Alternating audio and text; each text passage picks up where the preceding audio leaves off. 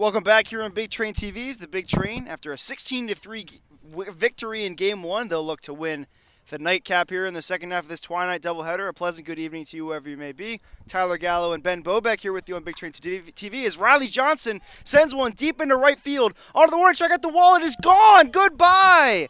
A leadoff home run for Riley Johnson. How do you do? On a 3-2 count, he goes yard, and right away the Big Train have a 1-0 lead. Yeah, picking up right where they left off in that last game. 16 runs and already one here as Riley Johnson starts things off here with a bang. I barely had time to go through anything that I had prepared for this, but Big Train already lead at 1-0, and that'll bring up the two-hole hitter, Austin Gauthier.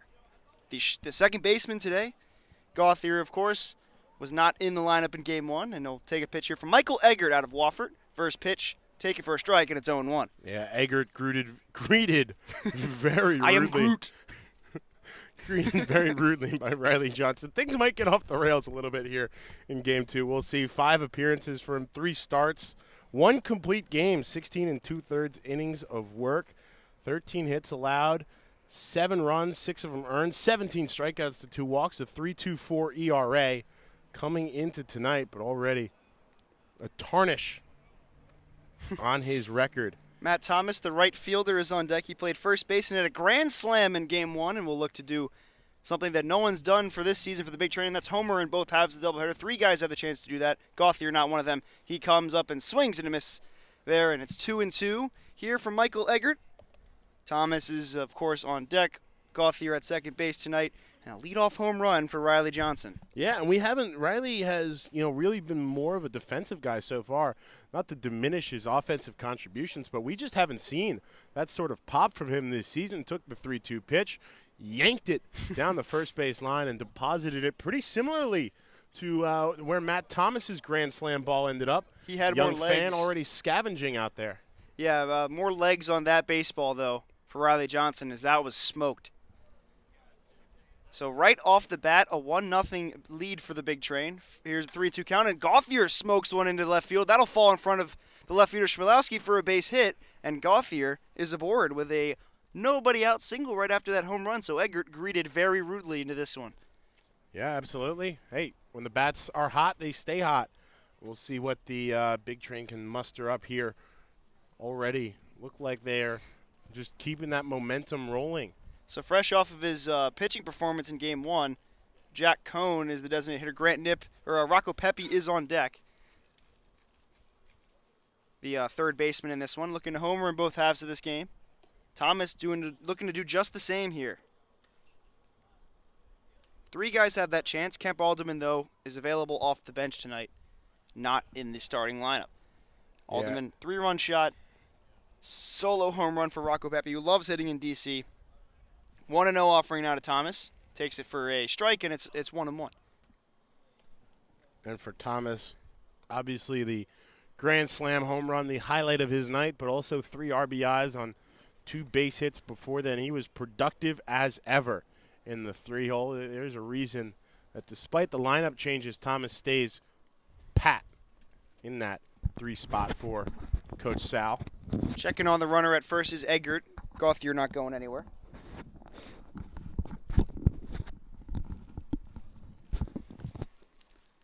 So, count now, 1-1 on Thomas. Here's the pitch. Good pitch there from Eggert, but it's taken for a ball. 2-1. Have some light throwing in the pen. Looks like Ryan Metz getting some work in right now. Very nice facility here in Southeast D.C. 2-1 offering now from Eggert.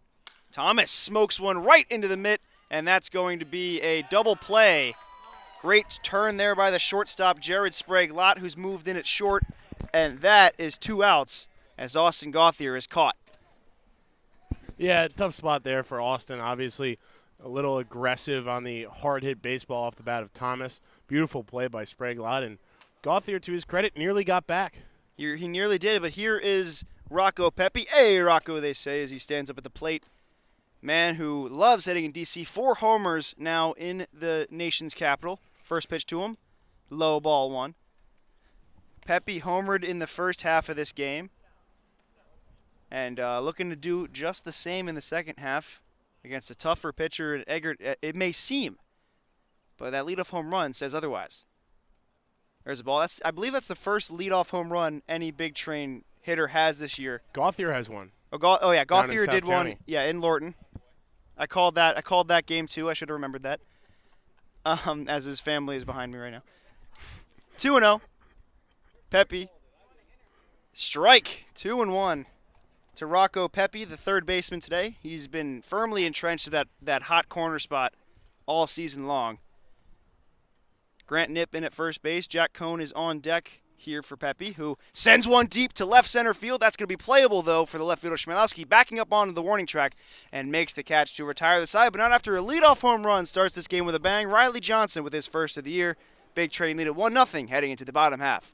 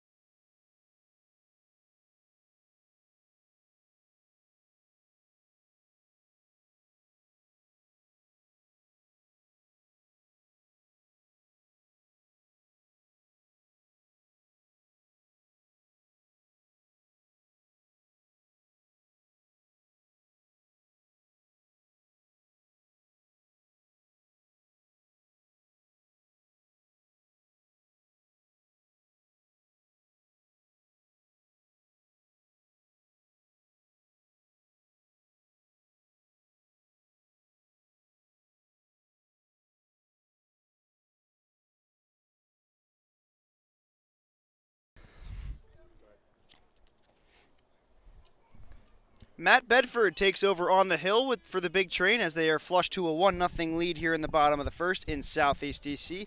About a stone's throw from where the Washington Nationals used to play at Robert F. Kennedy Memorial Stadium, just across the Anacostia River. So Bedford doing battle with Kenny Bell, the leadoff hitter. Bedford's got a couple of starts to his ledger this season. First pitch offering to him. Swing and a miss, strike one, and a big cut there from Kenny Bell. Bell did not play in the first half of this game.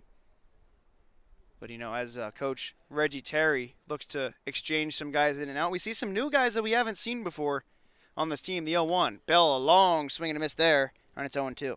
Yeah, a couple of fresh faces for this DC squad here in Game 2, of course. 7-inning part 2 of this doubleheader. Man, has Riley Johnson been something for this team. Absolutely. Leadoff home run in this game. Bell, that does not have the distance that Johnson's did, and it'll settle into the mid of Rocco Pepe at third base for the first out. Nifty little celebratory glove flip to Torres right behind him. Bedford on the year, 6 games, 2 starts, 15 flat innings of work so far.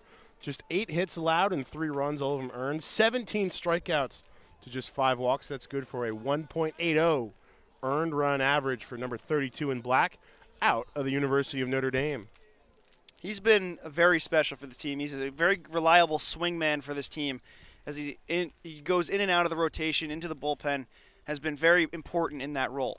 I think it was Jack Cohn up in the booth the other night that was really complimentary of Bedford's stuff. He's got a lot of movement on that breaking ball. I think we've talked about his motion in particular, the way he kind of uses that slight turn of the upper body to disguise the arm angle.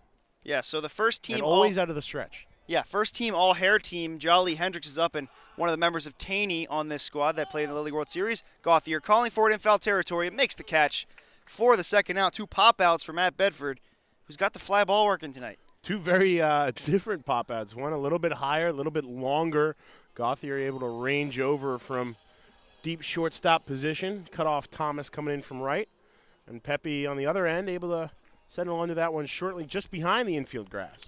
So here's Quote, how unquote, the Big Train defense reads. Foster, Johnson, Thomas left to right in the outfield. Pepe, Torres, Gauthier, Nip, and Nerai rounded out. Around the diamond to Matt Bedford on the mound, and he's doing battle with Brandon Gibbs. First time we've seen him this year. First pitch to him, grounded up the middle, right to Torres, short-handed, fires to first, in time. Side retired. A very quick and judicious opening inning for Matt Bedford. Big Train coming up when we come back here on Big Train TV.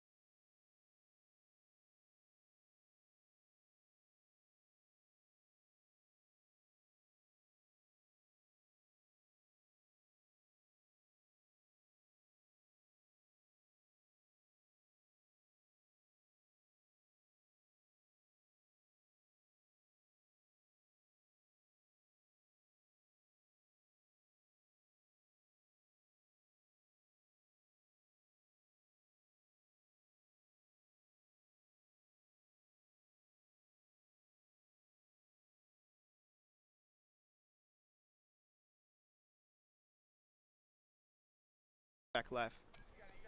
Jack freaking Cone stands up at the plate to lead things off here in the top half of the second inning. Big Train lead at 1-0 on the strength of a Riley Johnson smack down the right field line. Leadoff home run, just the second for Big Train hitting this season. Austin Gauthier had one back in Lorton a few weeks ago. So it's 1-0 now to Jack Cone, who pitched in the last game, and he's in the lineup. That's just what he does. 1-0 to him. Hits one high in the air, drifting into foul territory, shedding the hat as Gibbs in foul territory, up against the wall, and he crashes into it and ran out of room nearly real takes quick. out a sponsor in the process. So they're playing Suey in the bullpen, I think. Hacky sack. Hacky sack. Who knows? Either way, 1-1 as a helicopter graces the presence of the Washington Nationals Youth Baseball Academy. 1-1 here from Eggert. Gets away, but called a strike from catcher Burt Camper. I think that's a newscopter. I'm not too sure. Something American flaggy looking. 1-2 to Jack Cone. That's a technical term, by the way, American flaggy looking. Couple of scoreless innings. The last one, and he swings and misses strike three for the first out of the second inning. So that'll bring up first baseman Grant Nip. Don't hear that too often. Catcher, of course. Yeah, by trade. Second time this season we've seen Nip work a little utility knife-esque. 7-inning game here in the night portion of the doubleheader. Is that you get another chance to look at that helicopter, Ben, because it's back. Eggert, He's long making some tight circles here. delivery, and it bends out of the zone. Taken. Ball one. Here in the southeast corner of D.C., Washington Nationals Youth Baseball Academy, East Ply Place. 1-0 to him. Right down the middle, 1-1. Nip, Foster, Nerai, and Torres round out the bottom half of the Big Train order, and then it'll flip back over for Riley Johnson. Eggert just looking to do a little bit better than last inning, and he's already got one out under his belt. 1-1. And Nip sends one deep down the left field line. Hooking towards the corner. It is gone. Goodbye. Back-to-back innings with a long ball for the Big Train, and everybody's playing home run derby here in Southeast DC as they extend their lead to 2-0. Grant Nip, the latest Big Train hitter to take advantage of that short fence out in left. He detonates one, deletes it. All clapping, third of the year. All clapping for him in the bullpen. There's guys down there down the right field line. What a shot by Grant Nip. Glad that helicopter wasn't circling over at that moment. Nip might have taken out a rotor. That is loud and right over our heads. So here's Darius Foster looking to join the parade. 2 home runs for the Big Train in the first 2 innings of a 7-inning game. Foster squaring to bunt and bunts it foul. Why would you bunt when you've already given up 2 home runs? I just think you'd be swinging for the fences here, but Darius Foster works in strange ways. Man that, according to his mother, should be a switch hitter, but instead is batting righty or batting lefty. Darius Foster, a mysterious man. 0-1 to him from Michael Eggert, who's got 2 seeds to his name already. Bounces it foul down the first base side. Great play by Sam Bender at first base. He's shown off the hands a couple times last He week. just nonchalantly flips it into the dugout. How about that? They call him Sammy Buckets. Sammy Buckets. That's a great nickname. But it is a great nickname. This helicopter's just trying to catch a baseball game right now. That's my only explanation for it. 0-2 here from Eggert to Foster. Can't blame him the way the balls are leaving the yard. Foster loops one up the middle for a base hit, and he is aboard. And he is 18 stolen. I think he's 18 stolen bases away from the all-time record set by Gio Diaz a few years ago. It's a little bit under that. It's 39, and he's at 21, isn't he? My math is correct there, Ben. Thought he's at 20. You might be right. Sometimes I know things. Danny Neary with a runner on. Eggert got to be careful with Foster on first base. Not going. Neary takes a strike, and it's 0-1. Very great vantage point we have here at the Youth Academy. You know, would like to be behind home plate, but that's not what we get on the road. I think they're playing dodgeball in the bullpen. Checks on Foster first. He gets back safely. We have a great vantage point of the bullpen and the DC Grays dugout, but can't see anyone coming out of the Big Train dugout. Either way, Danny Neary at the dish. 0-1 to him. Checks on Foster. He was leaning the wrong way, and a tough throw, and he knew it from Michael Eggert. Yeah, just a good job there of getting back, like you said. A little bit off balance there. Headed the other direction, but able to squirt back underneath that tag. So the 0-1 Neary finally waiting for it. Gets the pitch, hits it off the middle of the bat and into foul territory near the pavilion, near that police truck, and it's way out of play for strike 2. We saw a helicopter circling the field last time we were here. As Everett Catlett flashes gang signs at me from the bullpen. Get a couple of waves out there. Eggert's 0-2. Checks on Foster again. Close play, but back in time. Shout out to our great photographer, Maggie Laird. Probably got some great flicks of those home runs earlier. 0-2. Neary taken for a ball up high, 1-2.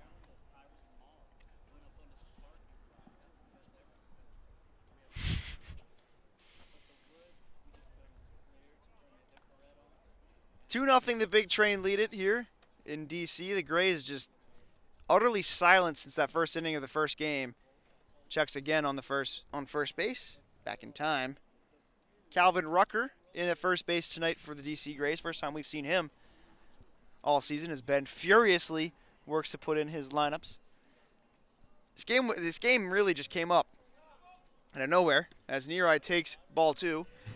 Long hold there from Camper trying to frame that one. Burt Camper's got the mad hits, as I've said 15,000 times every time they play DC. Had to get the obligatory reference out of the way to the band Bare Naked Ladies. 2-2. Danny Neary checks again, and props to Michael Eggert for keeping Foster close. Nowhere really he can move.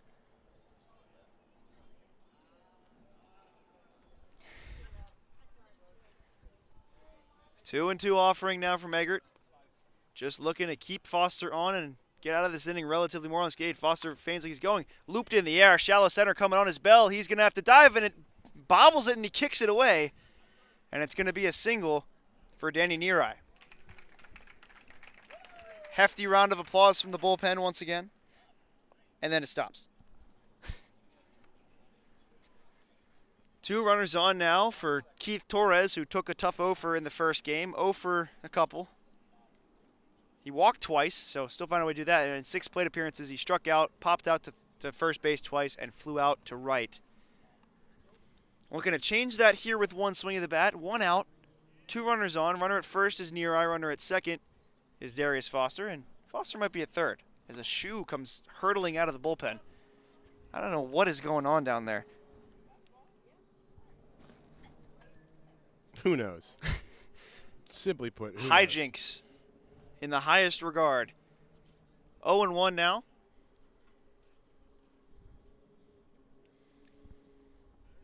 Sets and delivers. Torres takes up high, back pick on the run at first base, gets by, and Foster's going to go to third, and everybody's going to move up into no man's land in beyond the first base realm, and everybody is in scoring position now. Well-earned round of applause there from the base runners. So that's going to be an error on the catcher.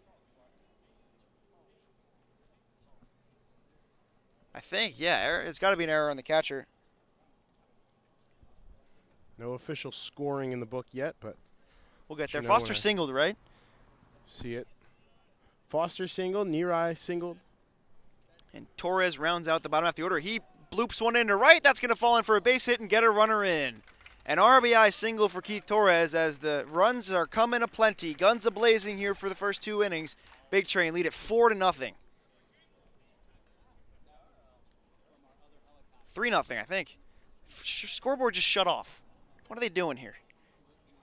Either way, RBI single for Keith Torres, a well-earned single for him. Yeah, needed that one, I think. Like you said, not the first game he was looking for. Had a couple really nice walks. Did have an RBI walk at one point, but he's happy to be getting it done with the lumber as well as the eye. Drives in run number 3 on the night. So here's Riley Johnson, who smoked one down the right field line, and a couple of, if there were rows back there of stands, a couple of rows deep in the stands. Yeah, and by the way, it was an error, a fielding error on the first baseman. Maybe a little bit harsh, but yeah, that should be on the catcher. See if that gets adjust later. But so an unearned run on that one. That's a balk, that's going to be a balk. And a runner comes in to score. A very poor pickoff attempt by Eggert, and everything seems to be raining down on him right now. Yeah, just a series of unfortunate events. Lemony Snicket.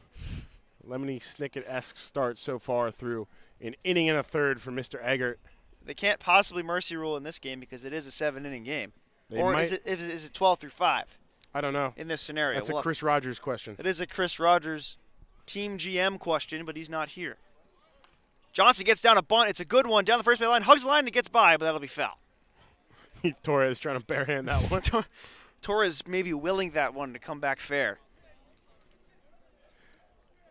What can't Riley Johnson do? Lay down some beautiful bunts. Scorch one out of here for a big fly. Sun starts to set over the D.C. skyline. We got a great view of the just general greater D.C. area. Might have to tilt the camera at some point. Get some baseball skies in here. Oh, yeah. It's becoming that little cotton candy-esque sky as it gets darker here in the southeast corridor.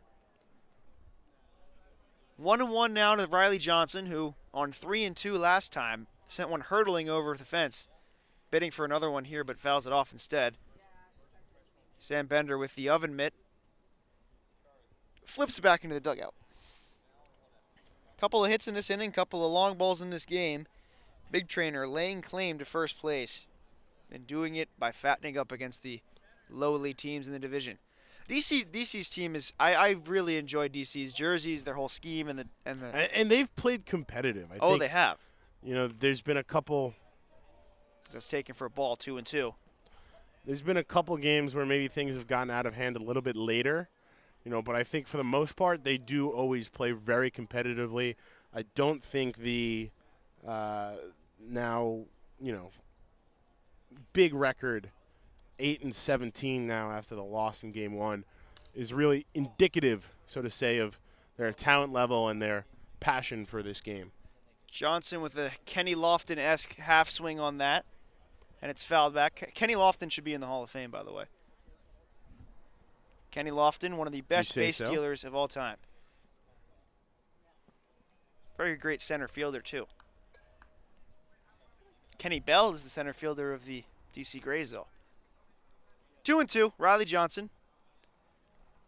First home run of the season occurred in the first inning as he steps off there, Eggert on the mound. So he's Jake Eddington getting some stretching up in the bullpen. Maybe he's throwing his motion. Not quite throwing. He will be starting tomorrow, I believe. He gets the start tomorrow. He's working with those weighted balls. The weighted balls with the what are they called? The bands. Yeah. The plyometric. I don't know, something like that. Staying The sharp. bands. Staying sharp, nonetheless. The stretchy bands. Right. Again, technical term. 3-2 now, and we thank everybody tuning in. I know my family's watching at home at my sister's graduation party, so thank you for keeping your eyes on me and not your daughter tonight. Congratulations. Congratulations to Emily, who is attending University of Delaware. The better Gallo sibling. Johnson, it's another one high in the air, but the ballpark's gonna hold this one.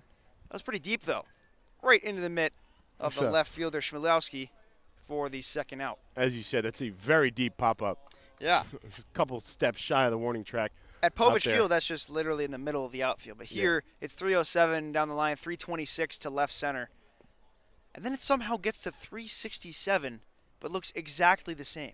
Yeah, that deep corner of left center the is notch. There's a little notch right there in the outfield fence. Well, it's almost a kind of pentagon-shaped. Yeah, I'd say so, yeah.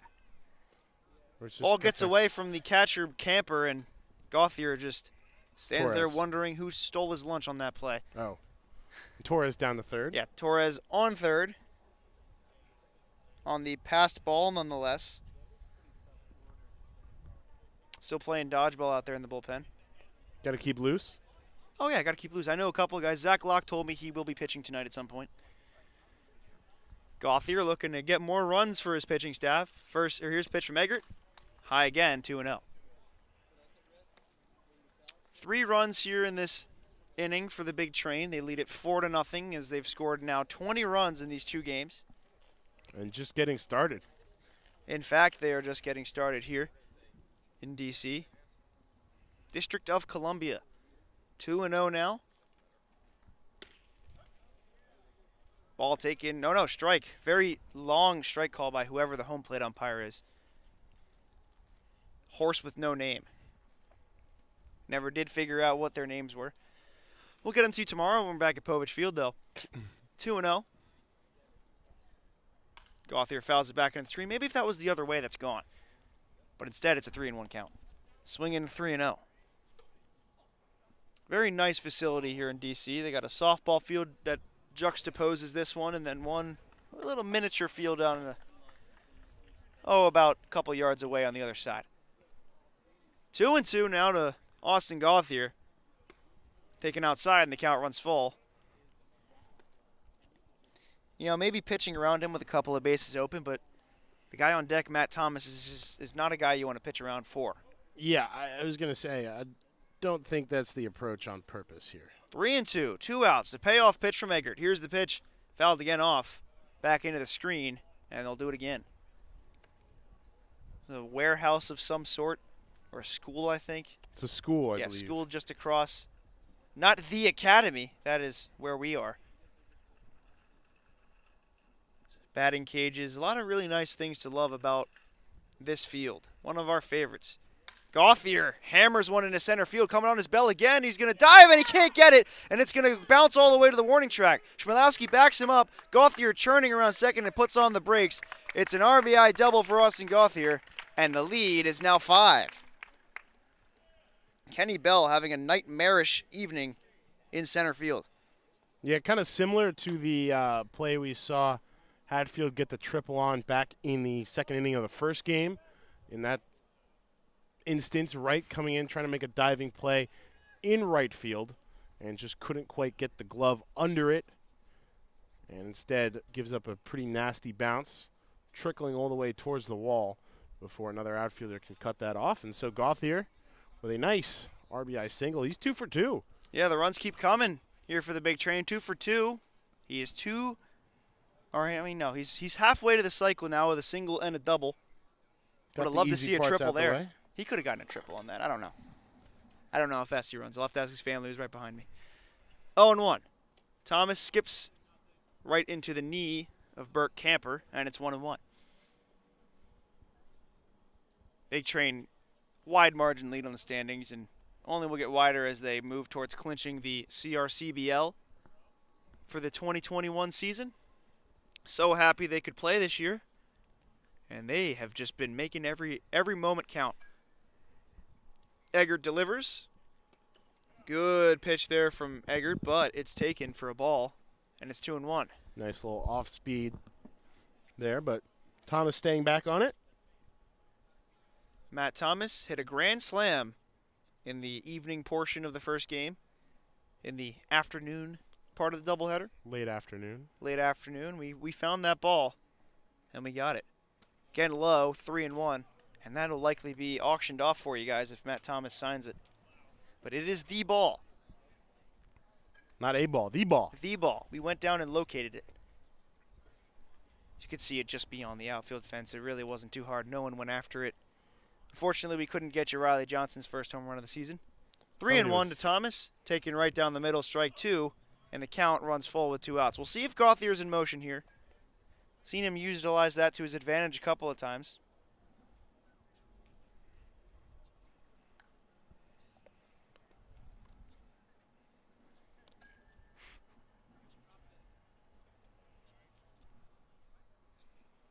Full count offering. Swing and a miss, strike 3. Thomas is down, but the Big Train chase across 4 more as they lead at 5-0, heading to the bottom half of the second. 5-0 on Big Train TV.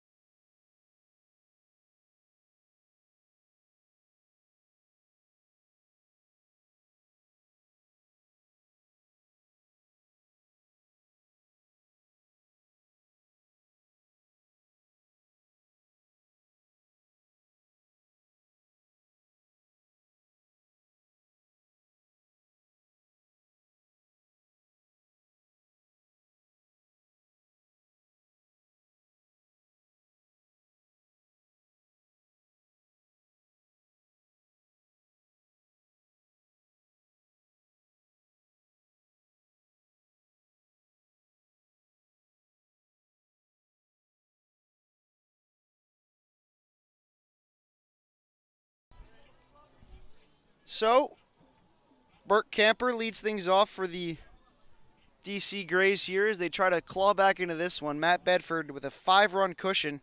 So here in the top of the second on Big Train TV, or bottom of the second, excuse me.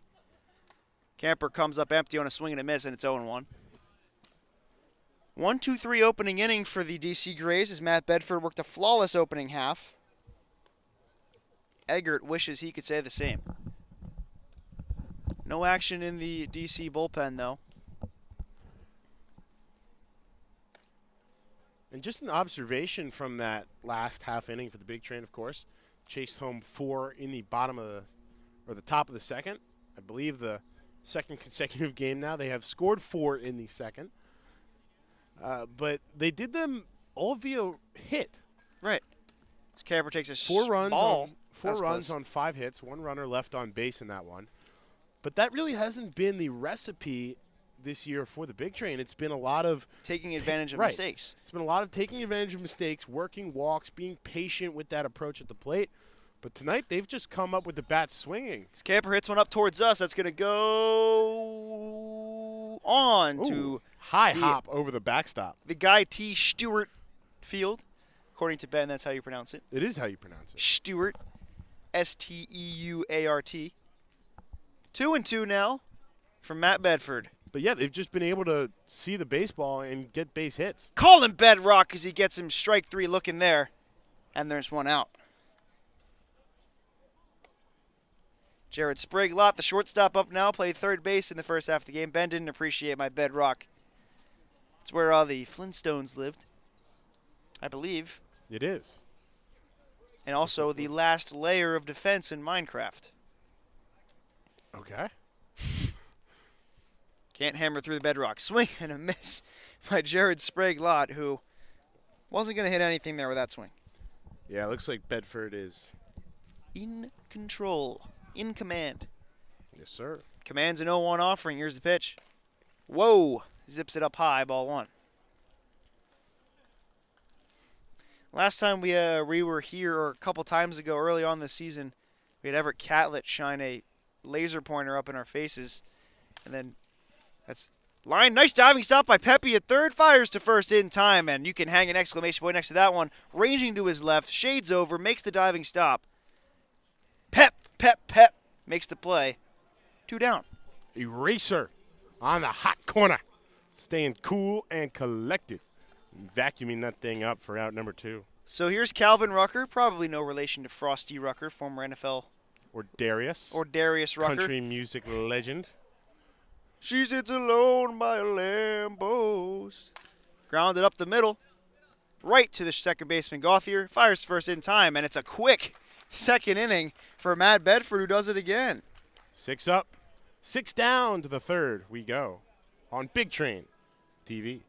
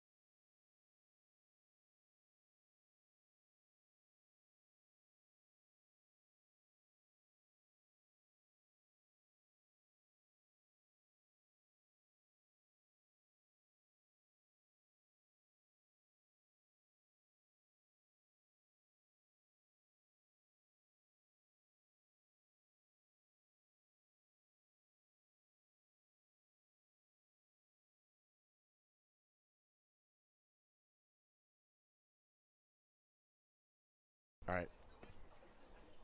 Rocco Pepe up to the plate after his diving stop last inning. Grounds one where he was positioned, but foul for the first strike. They call him Rocco Pepsi because he gives you a jolt. He does certainly give you a jolt in the lineup, that's for sure. Jolt in the stomach lining, maybe. Rocco Pepe has an 0-1 count. Flew out to left his first time up. Homered in the first game of this doubleheader. Loves that short porch in left field. Breaking ball low from Eggert. 1-1, and Eggert might be asked to wear this one in this game. 5 runs across, and they used a lot of players out of their bullpen in the first game in the 9-inning slate. Outside, ball 2. So Eggert probably going to have to take the tough line in this one. Yeah, like you said, 6 arms out of the bullpen, including the starting pitcher, Davidson, in that first game. It's ball outside, 3-1. They still have, enough arms to make it through this one Oh, for right, sure, yeah. but I don't think there's any intention to to yank him just because he's down 5 here through. 3-1 taken inside, ball 4. So Rocco Pepe is aboard with nobody out, and that'll bring up Jack freaking Cone. Struck out swinging his first time up. Cone's lone home run this season came way back earlier on in the year. 327 hitter on the year out of the left-handed side. 18 hits, 11 runs, 7 doubles. A home run, nearly a triple as well at one point in there. First pitch to him, ball 1. 14 ribbies.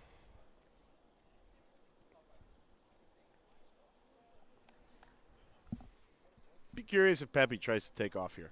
Yeah, we've seen Nobody him. out. Nobody out. He's got kind of sneaky base stealing ability.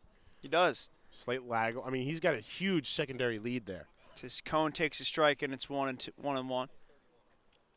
7-0 on the year stealing bases. He strategically plans his stolen bases in this season. I mean, he's not a bulk guy like Foster putting up 21, right? But Right. he knows when to go, and when he goes, he goes. Eggert's 1-1 to Cone. Fouled back into the screen, and it's 1-2. Good swing on that one. Jack Cone and company will be taking on the South County Braves tomorrow night. Jack Cone's former team. Played with them a couple of years ago his freshman year at William & Mary. Couple of exciting games coming up in the next week. Talked about the Alexandria Aces setup, but a lot of good stuff to come. The pennant Some very chase is on. exciting matchups as well. Very exciting remainder of the summer as the pennant chase and championship chase is on for the Big Train. Continue to roll through competition. They're up 5-0 here over the Grays. 1-2 to Cone. Skips in the dirt, and Pepe is off and running to second base. Yeah, doesn't need to steal that one. Gifted to him with a Very bow on much top. so. Very much so. Rocco Pepe gets to second base on the passed ball. Or would that be a wild pitch or pass ball? I think that's a wild pitch. Because it skipped about 40 feet in front of home plate. Maybe needs to shoot from the white tees there. Try to play from the tips a little bit. 2-2. Cone sends one careening into the off the roof of the batting cages. Ring him up. Doink. We had one rattle off the Right to awning of the DC or the Youth Academy in the first game. 2-2 now, once again from Michael Eggert to Jack Cone. Wild pitch, by the way.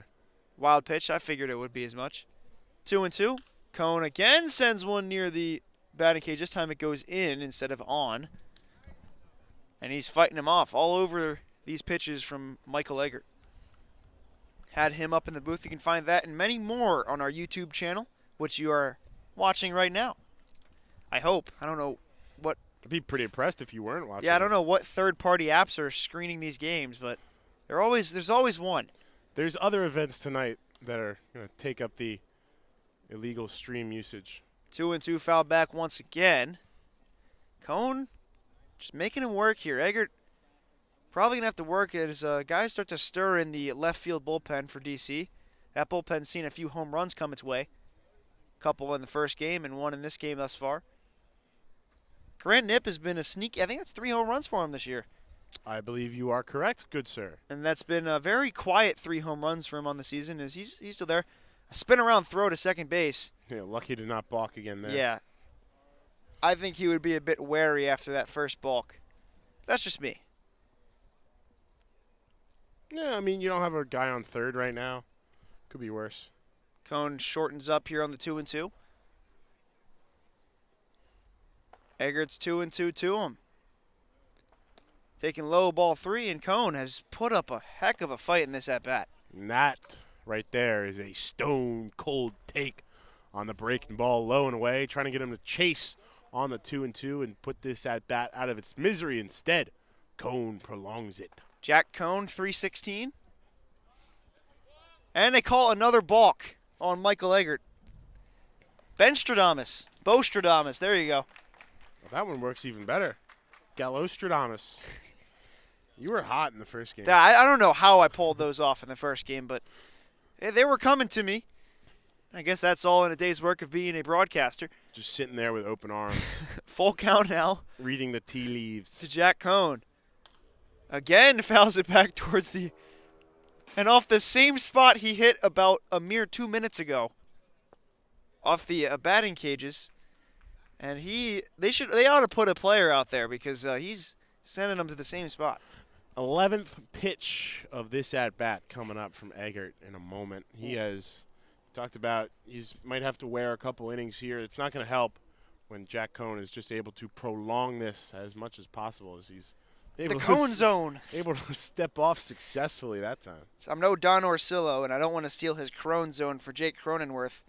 But the Cohn zone, I mean, if he makes a diving catch, I got to say that. Cohn sends one deep to center field. Bell going back for it, has room, makes the catch for the first out, tagging and heading home. And another sacrifice fly for Jack Cohn, who probably leads the team in that after his stretch of where he had like 8 in a row. The big train stretch would lead to 6. Yeah, 15th RBI on the year now for Cohn. As you said, his 5th sacrifice fly of the year. And you are correct, good sir. That leads the team by a mile. Gauthier and Gump tied with 2. Come on, pick it up, Austin. Cohn. The Cohn zone. Here's Grant Knipp, who homered his first time up, sending it flaring through the atmosphere down the left field line.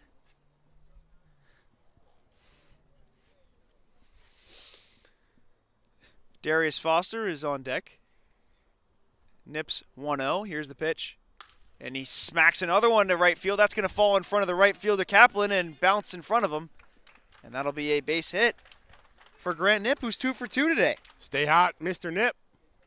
Grant Knipp on fire in this game. 2 for 2, home run, single. And he is officially on cycle watch. We need like an overlay and like a boom, boom, cycle watch. We'll get that by the Israel game. No, we won't. We will not. We will have clips of players, though, potentially, that were former major leaguers. So guys like Ian Kinsler and Ty Kelly on that team. Pretty excited for that. LeVarn Way, Danny Valencia. That's probably all of them. Foster squaring the bunt, pulls it back. You see Danny Espinosa is playing for Team Mexico. That's cool. Danny Espinosa and his mile-long beard of. Oh God! Did you ever see the mustache that one year? No, I didn't. Oh, he had a full squirrel rest on the upper lip. Danny Espinosa's time was like, again squaring. Danny Espinosa, I mean, it leaked into the time where I got back into baseball, but when he first came up, that was the time where I know the Nationals were good then as well, but that was the time where I was out of baseball because the Mets were so bad. Understandable. And then I came back in around the 2014 team because I really liked Curtis Granderson, and when he signed with the team, I'm like, oh, I'm back in, and it's been 7 long years since then. World Series collapses. Foster laces one into right field for a base hit, and it's back-to-back hits for the big train. So they continue to just tattoo Michael Eggert. Like I said, they're just seeing the baseball right now. Darius Foster is 2/5 of the way to Yahtzee. Pair of singles in this game. 9 hits through 2 1/3 so far. I mean, they scored 16 runs in the first on game. 10 hits. And you said they were going to use up all their runs for this game, Ben. I just said I hope they don't. And they did not, apparently. 6-0. They lead it. And here's threatening again. Danny Neary, who, if you can believe this, Ben, singled his first time up. Came around to score on that first balk. As now we'll have to make sure we're clear about which balk by Michael Eggert. Just been a stream of singles and homers. One non-homer extra base hit. That was Gauthier's double. And they are just tattooing Michael Eggert, who, I mean, despite the traffic on the base pass, 6 runs is he'd probably be happy with just 6, but still threatening here. Neary slams one into right field. That's going to fall in for a base hit, and stopping at third and loading the bases with 1 out for Keith Torres. I mean, this is just clinical, moving the line, single after single after single of just hard-hit baseballs. Danny Neary, now 2/5 of the way to Yahtzee. And they're going to talk to Eggert, who is frustrated, obviously, with his his couple of hits he's allowed. Not more than couple. Just a little bit more than that. They have now, as we said, equaled their hit total from the first game. Well on their way to the 16 runs, only 10 shy. Yeah, there does be some guys stretching out down to the bullpen. We do see Zach Locke walking down the right field line, our buddy. Surprised he heard you all the way down there. Yeah. I am kind of loud, so. That's true. I will never dispute that. You might be louder than me, though, especially on your. Now they're tied. When I want to be, it's all about levels. Keith Torres, moderation. With the home run ball flying out of the ballpark tonight for DC, I think he'd love to check in with his first home run of the year. He's got the build to be a home run hitter, in my honest opinion. As he takes a strike. Oh, no ball. And it's 1-0.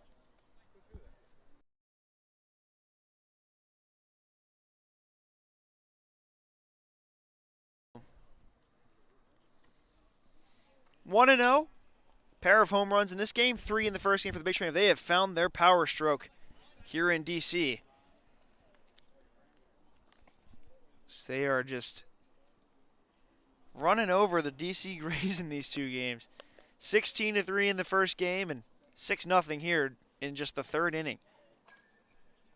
Eggert, his long windup, he's in this windup now, and another take on a Keith Torres' eye at the plate is just phenomenal. It's just something special. 3-0 now, as does seem to be some delay. I don't know what it was. Doesn't want to lay a cookie in here. Eggert delivers. Up high, ball 4, and that'll force in a run. So it's 7-0 Big Train on another bases-loaded walk. And things just could not get any worse for Michael Eggert.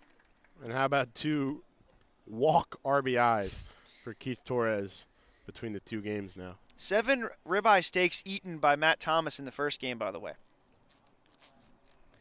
Healthy. Probably above the USDA or whatever it is recommendation in terms of red meat consumption, but I'm sure he'll be just fine.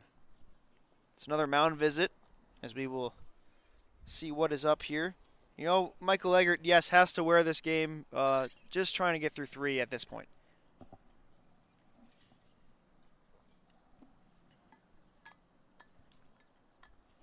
Sometimes that's what you have to do, just to take one for the team.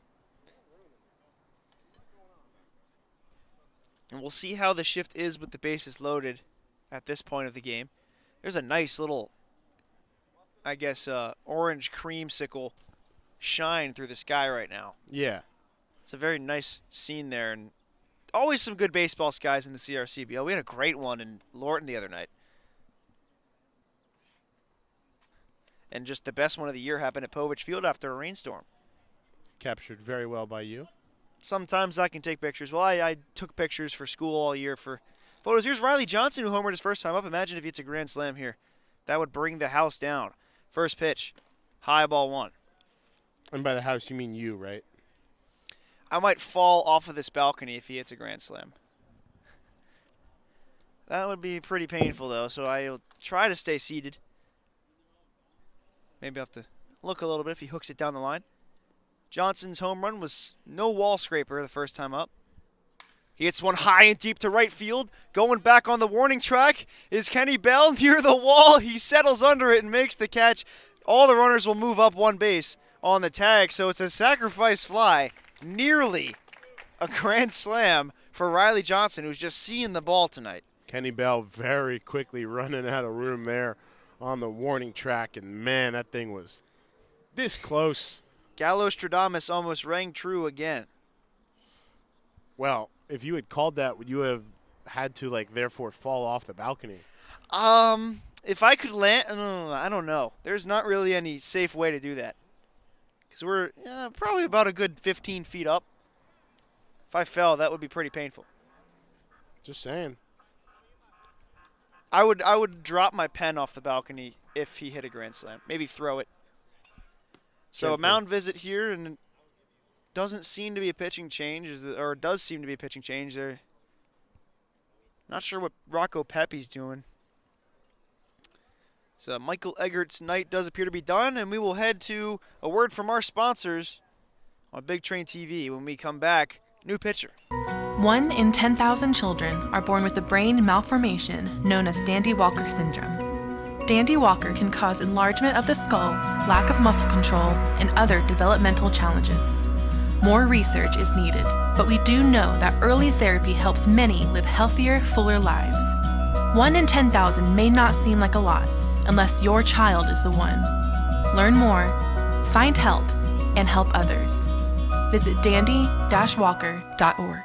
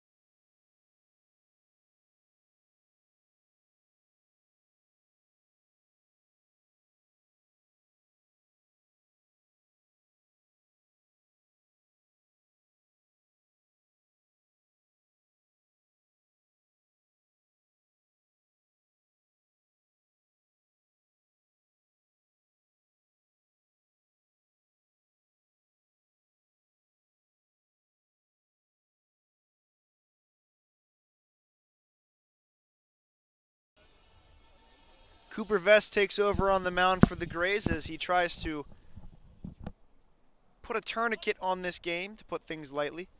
Bases loaded, 2 outs, or excuse me, second and third, 2 outs for Austin Gauthier.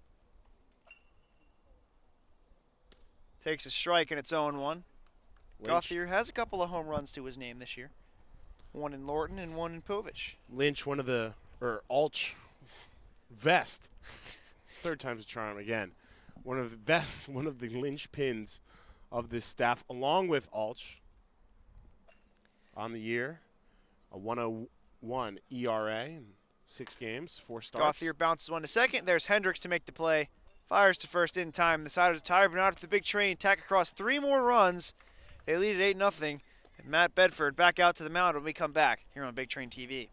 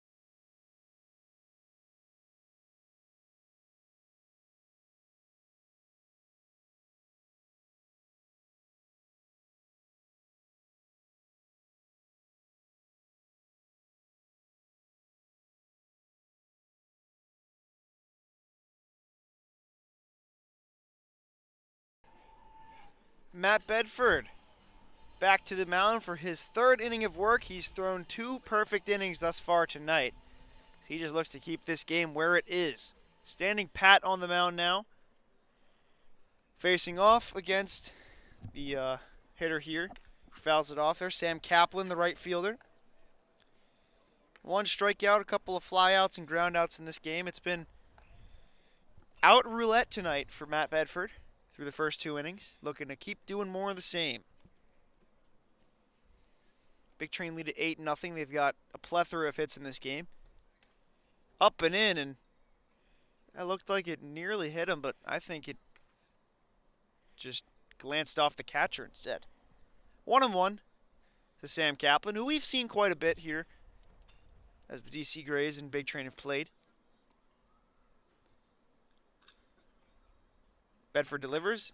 Half swing, checks it up the first base line, fielded by Grant Knipp. But it is a foul ball.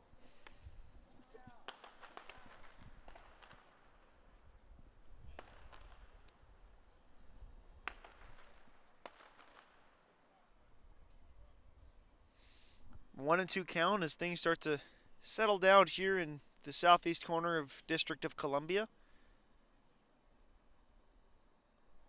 Kaplan, a 1 and 2 count. Bedford sets and delivers. Fouls it off way back there and on to the softball field.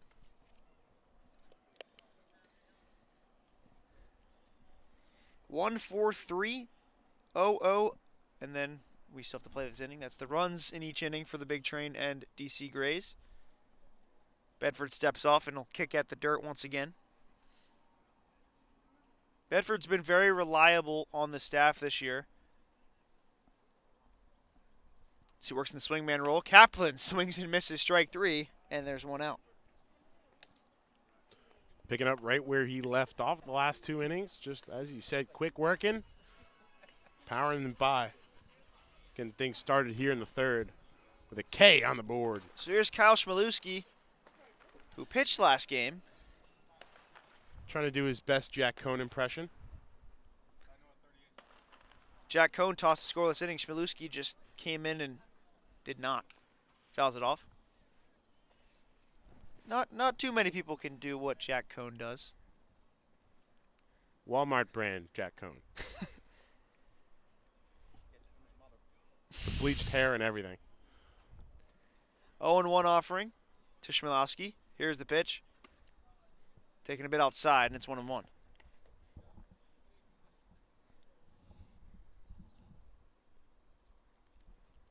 Lights are on. Sun is down. Big Trainer up. 8-0 is that score. There's a strike that's poured in there by Matt Bedford, and it's 1-2.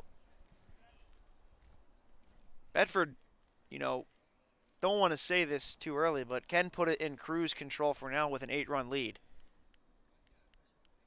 He's been cruising just that. It's a half-hearted swing and a miss there from Schmalewski, and there's 2 down. Back-to-back strikeouts for Matt Bedford. 3rd of the night. And just looking to keep the steady hand on the wheel. 7-inning game here for the nightcap of a twilight doubleheader. Once again, thank you to everyone who's tuned in, watching wherever you may be. Big Train families, friends, others involved. We really appreciate you guys watching this. Neighbors, business partners, pets, accomplices, colleagues, pals, I don't know.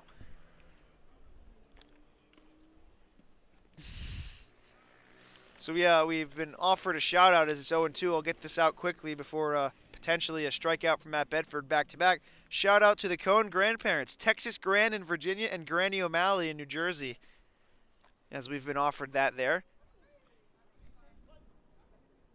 0-2, Matt Bedford to the 9-hole hitter Alex Rosen, DH. Here's the pitch from Bedford, up high. Not of approval from Danny Neary. Yeah, a little outside the zone on purpose. Just trying to get him to chase on the lactose there. Some cheddar. Little cheesy ball 1. Looking to pour some more cheddar in here. Swing and a miss, held on to by Neary, and it's a way to strike out the side there from Matt Bedford. The real way to strike out the side. And he is through 3 perfect here on Big Train TV.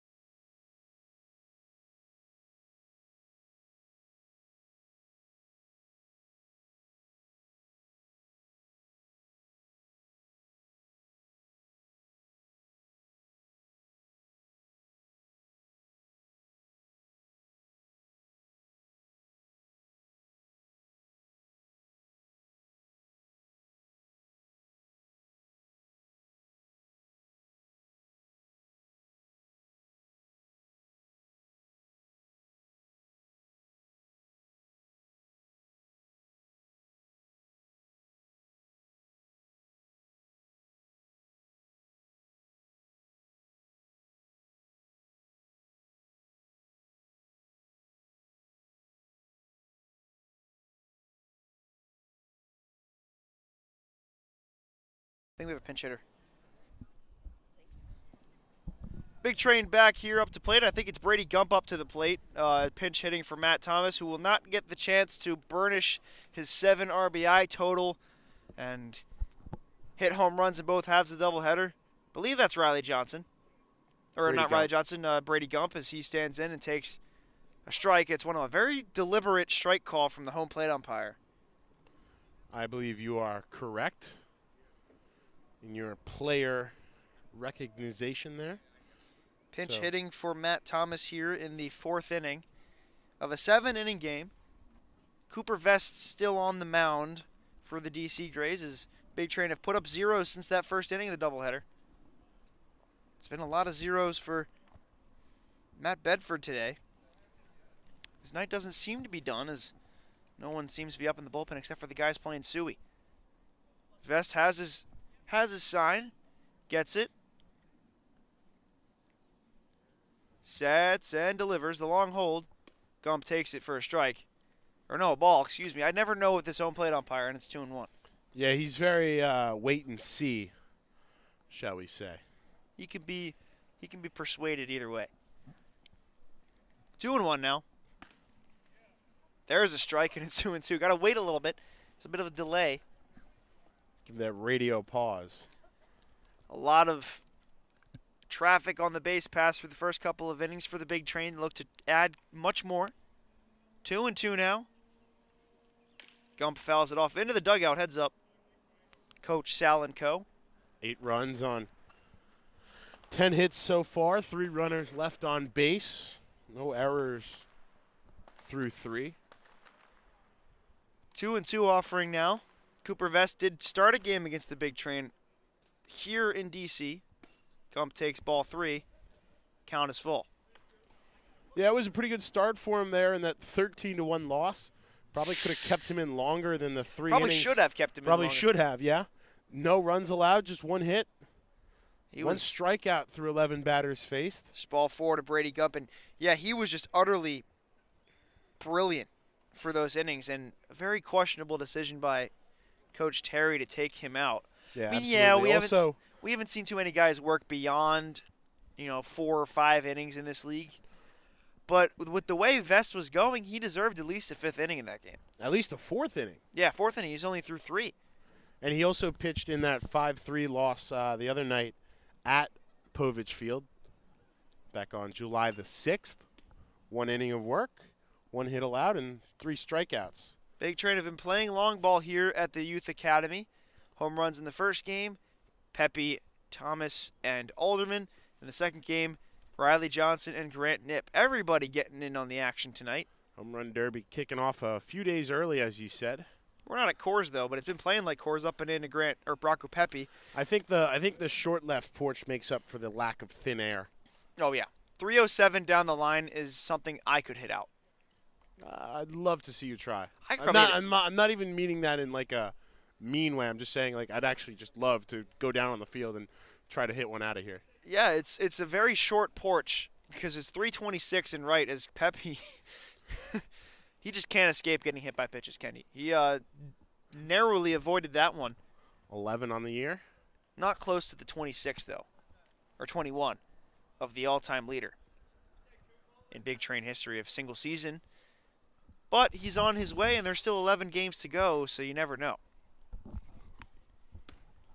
There's a strike for Cooper Vest, and it's 3-1. But that short porch, the dimensions of this field are very interesting to me because there's notches in both right center and left center where the fence kind of bends off a little bit, I want to say. Yeah, so it's almost like 4-walled, right, where you have the long corner walls coming in, and then you have the padded center field batter's eye, where it kind of splits at 367 in left center, 345 in right, and then there's those kind of 2 walls that meet at a point in the dead center where Matt Thomas hit that very long fly ball in the first game. Very similar to PNC Park's notch. That's a lot farther away, though. Pepe sends one in the air. That's going to be playable for the right fielder Kaplan. Settles under it, makes the catch, 1 down. Can of corn for Rocco there. Corn is not on his featured hot dog at Catalyst Hot Dogs, though. We remember it. Gone forever. You missed your shot to get the Hey Rocco. Some new stuff coming. Kifa. As I think we mentioned before. I'm going to try that. It's got Spam on it. If anything has Spam on it, I'm interested. So the Kifa from Catalyst, the newest addition to the Povich lineup. Crispy fried Spam, some fresh pineapple, a little teriyaki drizzle all on top of the juicy all-beef Rosita Farms hot dog with the helicopter cut. Classic helicopter cut. Chris told us about why he does that. That's just his style. It's what he does. Family tradition. 0-1 now from Cooper Vest, just makes the lefty. It that much better. Delivers to Jack Cohn. Takes a strike, and it's 0-2. And Jack Cohn tonight struck out and sacrificed fly, staking claim further to his lead on the team with 5. 15 RBIs for him there. Got a runner on first, Brady Gump. On deck is Knipp. So Thomas's day is done. I mean, he played 12 innings of baseball today, so he's not an Ironman like Rocco Pepe. Bounces. There goes Gump. Throw down by Camper is way high, and the leaping effort by Hendricks. Sorry, I was forgetting it. Jolly Hendricks at second base there. Just surprised he kept the hat on. I'm surprised he was able to come down with that. That was a high throw, and he's not a very tall guy out there at second base. But a very good defensive play by Jolly Hendricks, who had a rough defensive effort back at Povich Field the other night. Couple errors in that first inning. 8 runs across in this game for the Big Train. Jack Cohn, 1-2 now. Hits one off the end of the bat. A cue shot, fielded tremendously by the shortstop, Sprague Lott, and he fires him out at first. That was a funky play. As Jack Cohn was wondering what in the world just happened there. He hit that ball hard off the end of the bat. It was a cue shot with a lot of backspin, and instead it just goes as a 6-3. So here's Grant Knipp. Single and a home run today. Found that short porch in left field. I'd love another one here. Only 2 players have hit twice in a game this year. Pepe here a couple of weeks ago, and Kemp Alderman twice in 1 inning in Lorton. And 2 for 2 on the night. If he gets a double here, I mean, if he hits a triple in this game, I will eat a hat. But Knipp, I don't think has the legs to run out a triple unless it's very slowly hit down the line.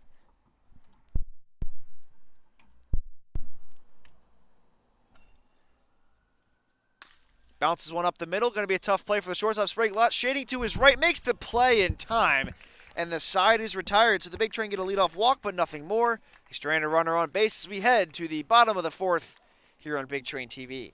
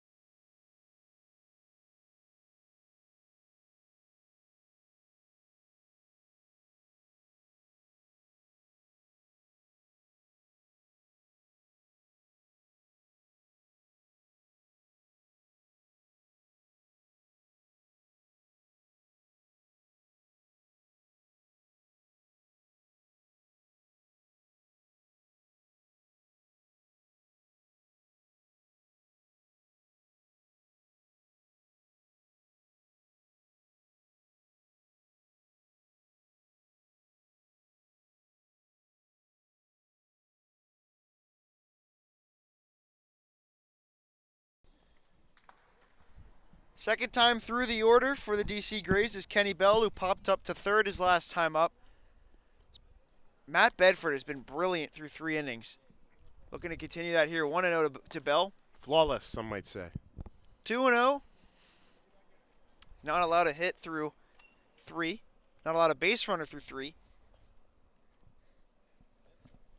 Coming up empty a bit at the dish. 2-0 now, as Kenny Bell wasn't going to hit anything with that swing. And it's 2-1. Kenny Bell, the leadoff hitter, center fielder. Very quick working as he goes around on a check swing there. 2-2. Bedford seemingly in command tonight and just finding a way to get these guys to just look foolish at the plate. Here's the 2-2 offering from Bedford. In there, strike 3 called. Matt Bedford with his 4th consecutive strikeout. This time it's looking, and there's 1 out here in the 4th. Some guys getting up in the pen. See Chris Buchholz stretching around. It's nice to see him make his debut a couple of nights ago. An electric debut at that. Nothing short of electric tonight is Matt Bedford.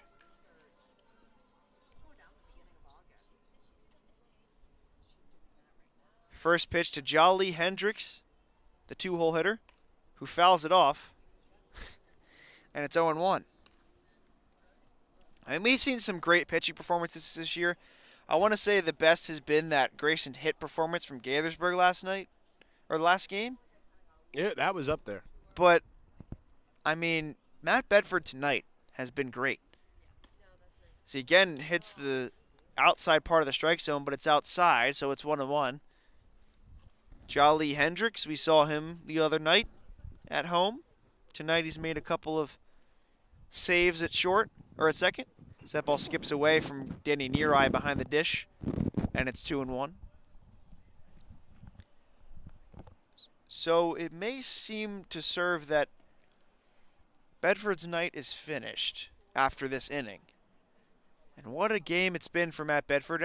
All you could ask for in this doubleheader. Kept the runs off the board. Notre Dame guy. As Jolly Hendricks fouls one up towards us. That's going to come off the roof and back down, so someone better go get that.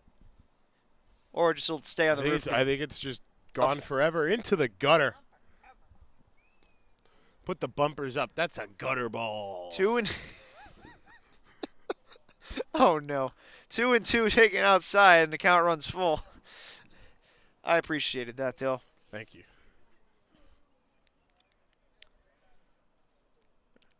Never like a gutter ball.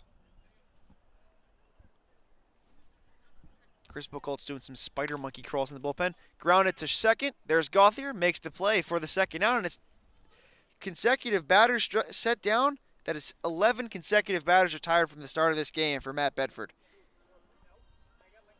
In command, to say the least. Nothing short of dominant through 3 2/3. So, it's Brandon Gibbs, the 3-hole hitter. And only at 39 pitches now. Yeah, don't know if Matt Bedford's night will be done. There is some guys stirring. First pitch to Gibbs, low ball 1.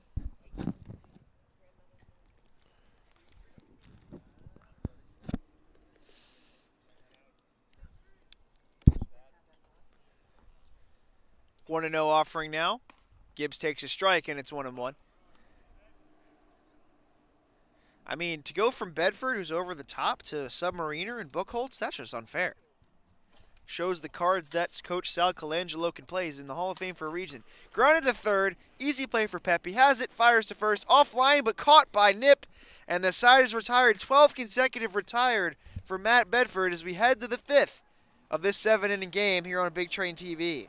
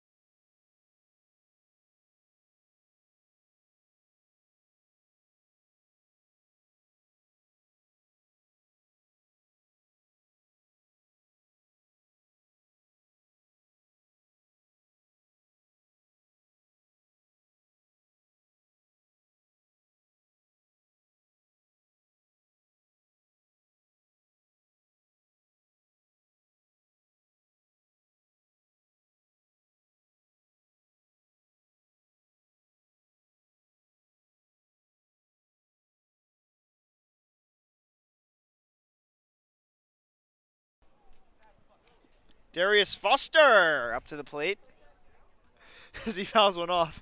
He was at first base before anyone even realized that it was a foul ball. They're just partying around in the bullpen right now. Spike down. Cooper and Ron's just Cooper knocked Ron somebody with authority. with the heck out with the – I don't know what ball that is. It's a soft one, hopefully. Cooper Ron's with no keep mercy. Up going on. 0-1 now is – the new pitcher. Forgot about that. It's the jack of all trades, Peter Costigan, on the mound.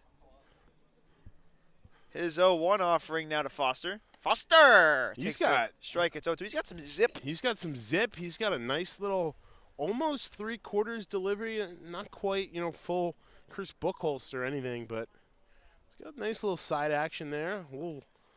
He's got a nice smooth little step through the windup there and some zip. Foster bounced one past Costigan. Going to be a trouble. tough play to beat anyone out. The long flip, and he's safe. Darius Foster. How do you do? They call him Man of Steel. I feel like we haven't had to do this one in a while, but death, taxes, and Darius Foster beating out the infield single. He is aboard with his third single, and he is now 3/5 of the way to Yahtzee, Ben. And 1/3 and 1/4 of the way to the cycle. Well, I don't know if he's going to hit a home run tonight. He could hit a triple, though. I could see him doing that. Danny Neary takes up and in. Ball one. Got the oven mitt on Man already. of Steel with an A, though. Like Ricky Henderson. Did you read that article in the Post about the scout that found Ricky Henderson? No, I saw you retweeted that, though. Yeah. I'll have to take a look at it as they check on Foster. He's not going anywhere yet. Great story. It's, there was this guy. Anytime I hear about the Post, I think about the prank caller on Mike Francesa on the fan. He's like, Mike Vaccaro wrote an article about it in the Post. Yeah. No, I know exactly the one you're talking. There goes Foster, and he is safe. There's no question about that. He steals his 22nd. 22. 17 away. Yeah. 17 away from the single season, tying the single season record for Big Train set by Gio Diaz, who we've been told was one of the best defensive infielders that this team has had. I mean, that record has jumped up significantly. Back before the 2019 season when Diaz set that, it was 26. So, not only did Diaz break it, he broke it by a long shot. Neary bounces it, bobbled by the first baseman Rucker, but he'll recover in time to get it. There goes Foster over to third, and it's a sacrifice ground out for Danny Neary, a 3-1.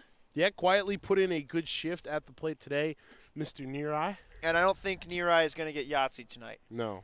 Chris Buchholz does look to be up and throwing in the bullpen. Bedford ran off the field, and then I don't know if he's back. We'll have to see who's up next. I got to think Bedford's got to go 5. The way he's been pitching in this one, and then turn it over to the bullpen for the last 2. Or just keep going. Bedford was headed quickly to the little boys' room. 1-0 to the 9-hole hitters Keith Torres, who singled and walked today. And it's going to get relief in multiple ways. that red glove that Chris Buchholz has is pretty cool. Costigan delivers a strike, and it's 1-1.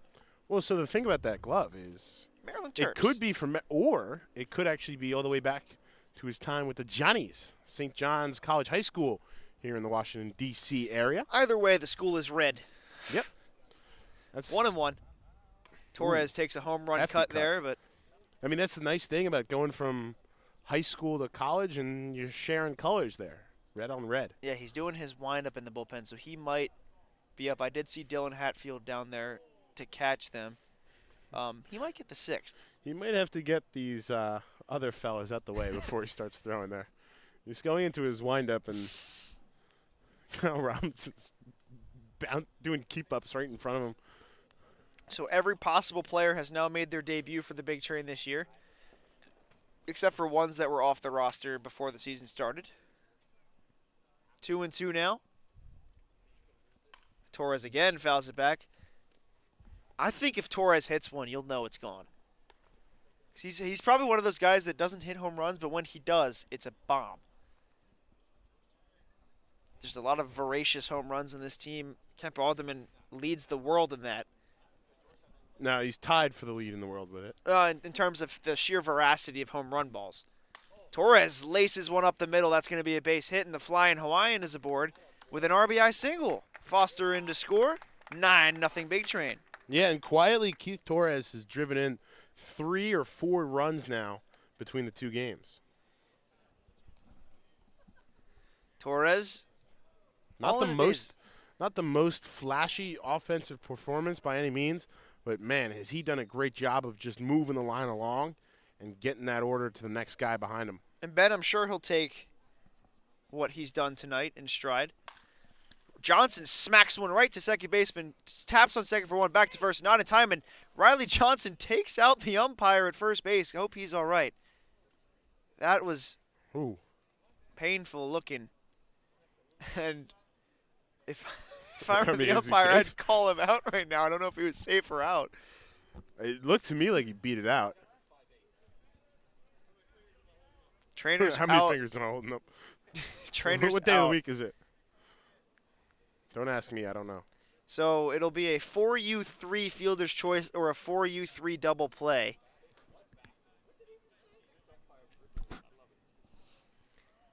Man just got absolutely obliterated by the Riley train.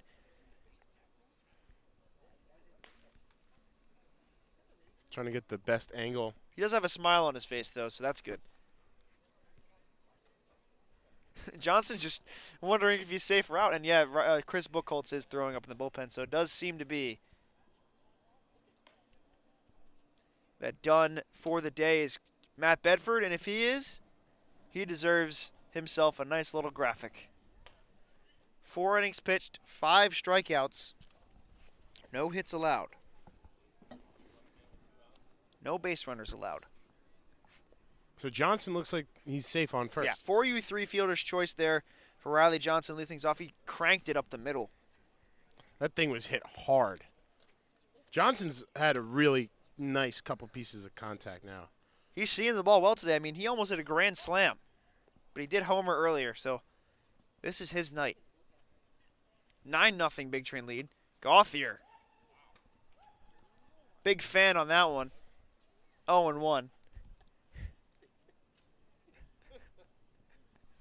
He was looking to send one back to the northeast corner of D.C. Maybe back to Bethesda. Yeah, back to Bethesda. Jinx. Takes one up and in, and it's ball 1. And by the way, I'm looking at the replay from the Johnson first base umpire incident. I think the first base umpire completely forgot there was a guy coming straight at him. He's watching the play at second base. Runner goes, and Gauthier sends one up towards us, but it's out of play. And plunks right on the ground on the berm right in front of us. It's a big berm. The first base umpire just never sees Johnson coming. He turns right as Johnson's foot hits the bag. So I don't even know if he would have been in position to make a call on that play. Right. It was a big coming at him. There goes Johnson. Throw down as Gauthier's rung up. It's not going to matter. So that's strike 3 looking for Austin Gauthier, who did not take the bat off his shoulders there, expecting it to be a ball. And the side is retired, but the Big Train tack across one more. Matt Bedford out to the mound for his 5th inning of work when we come back.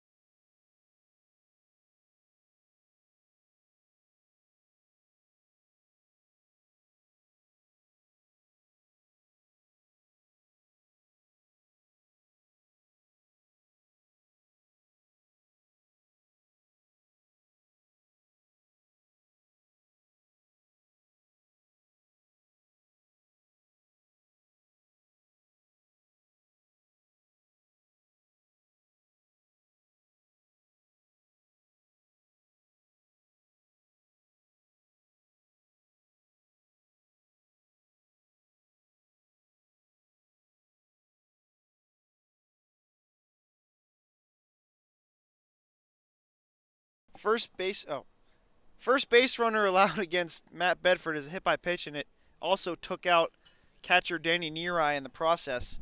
So there have the DC Grays have their first base runner, and it's Burt Camper, a hit by pitch. Leadoff home run in this game for the Big Train. Another home run in this game later. And runs as they come running in this game.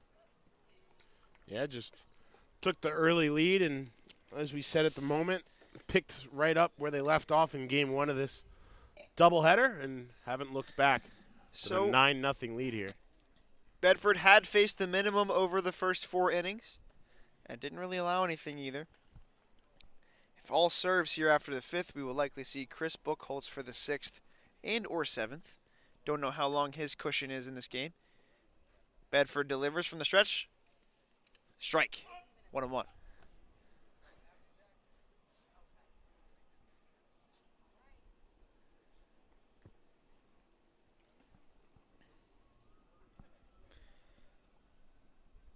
One and one here. Grounded to third. Pepe fields it to second for 1. Back to first. In time for the double play, and there's back to the minimum faced. I was just going to say. As the Big Train get the double play, an important one. And there's quickly 2 down. Sprague Lott grounds into the double play. Yeah, quickly erasing the only base runner allowed by Mr. Bedford out there on the bump so far tonight. And that was a long one, deep in the hole for Rocco at third base, but efficiently turned all the way around the horn for 2 quick outs. Some long toss in the pen from Buchholz now. Bedford, this is his inning. So here comes Calvin Rucker, who grounded out his last time up. Bedford has it working for himself tonight. Here's the pitch. Low ball 1. For that hit by pitch, had retired 12 in a row. All 4 innings.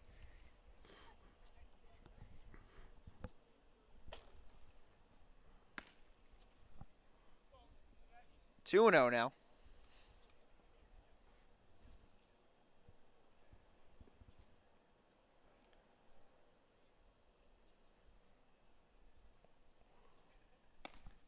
Beautiful breaking ball Yeah, there. that was left me speechless for a second there. So I was just in awe of that spinner.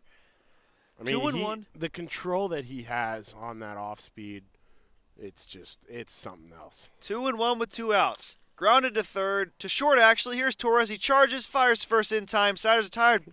Matt Bedford threw 5 innings of hitless ball. He yawns. He's like, this is too easy as he gets off the mound.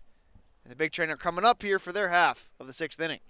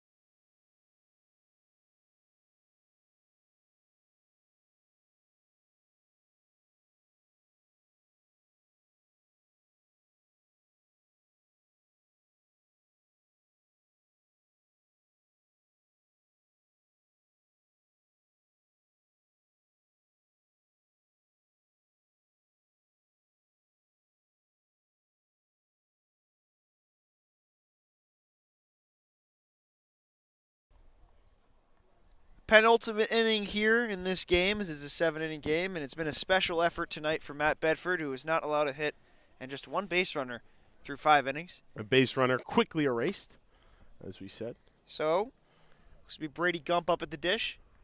First pitch to him from Costigan, taken for a strike, and it's 0-1. Everybody getting in on the action tonight for the big train in both halves of the doubleheader.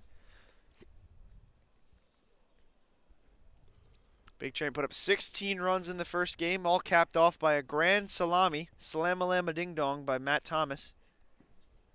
0-1 offering. So my High in the air behind home plate, hoping for a play as the catcher Camper, but doink, it's out of play. Okay, Camper looks to be out of the game now, and there does look to be... I believe that is Benavila. Yeah, Benavila. Camper was hit by the pitch last inning. So, defensive replacement here in the 6th. Caught all 9 innings of the first game. So Patrick Chapman dashed after that foul ball. Got to be tough on the knees, doesn't it? Yeah. Benavila in as a defensive replacement.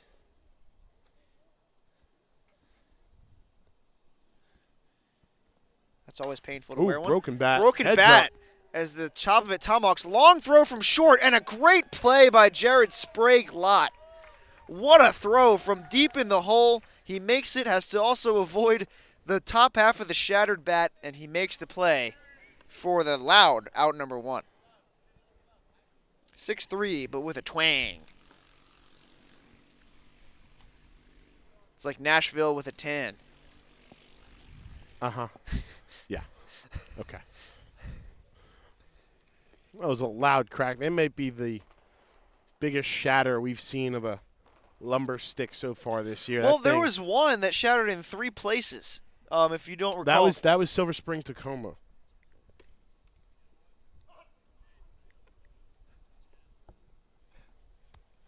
That was somebody from Silver Spring, Tacoma. It was Tommy Dunleavy. As Was Ben it? gets attacked by a June bug. Is that what it is? I don't Yeah. know. I don't know. Bud. Pepe.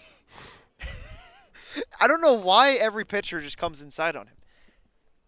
And, you know, it's not like he's crouching over the plate. He's got a fairly simple stance. Leg kick, too. I mean, he's definitely. He's in a little bit. This He's is in. 2-1. He's not, standing on top of it or anything. I think it's just, when you look at his game, you don't want to give him something to extend on. You don't want to give him something on the outside that he can really yank around and pull down that left field line, as he's been able to do a couple times here in this very ballpark. And so Rocco Pepe the general never... scouting report is attack on the inside. And, Right. Sometimes he has to suffer the consequences of such. Rocco Pepe never wants to leave the District of Columbia. He has 4 home runs here. And, oh, wow, would you look at that. Rocco Pepe takes his 12th hit by pitch of the season. Gallostradamus. Gallostradamus again.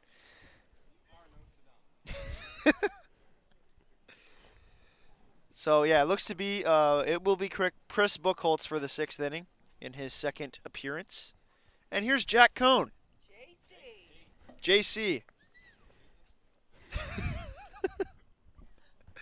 Jack Cohn tonight. It's been an interesting one for him. Struck out, sacrifice fly, and grounded out.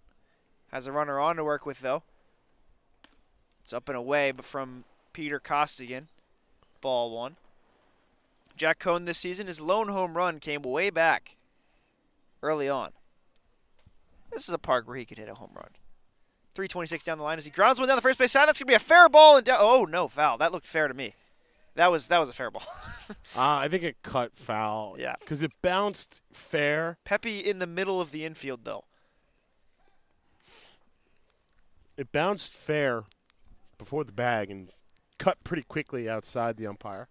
Yeah. Jack Cohn, William and Mary. 1-1 now to him from Costigan. Swing and a miss. Bit behind on that pitch from Costigan, and the count is now 1-2. Penultimate inning for Bethesda. They'll bat one more time and then turn it over to the bullpen for the bottom half of the 6th inning. Looks to be. Grant Knipp would be next, barring a double play. So it's inside 2-2. They haven't updated the scoreboard.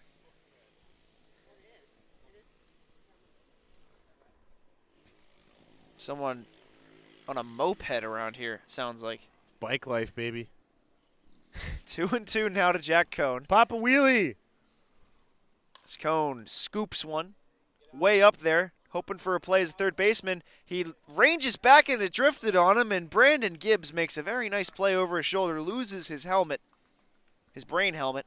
And there's 2 out as Jack Cohn is silenced again. Couple tough breaks for Mr. JC. I've been told that he's going to be doing a lot of running when he gets home.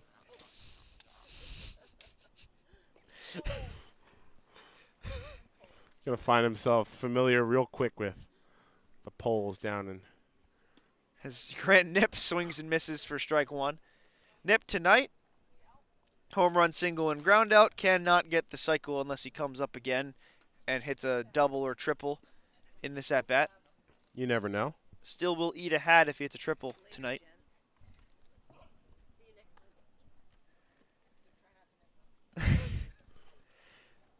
Oh, and 2 now to Grant Knipp, who Costigan has been pretty good. Just that 1 run allowed. There goes the runner. Knipp smashes one into the gap, a long run over, and makes the play on the line for Schmilowski. And the side is retired. Big Train get 1 runner on, but nothing else. Chris Buchholz coming into the game when we come back here on Big Train TV.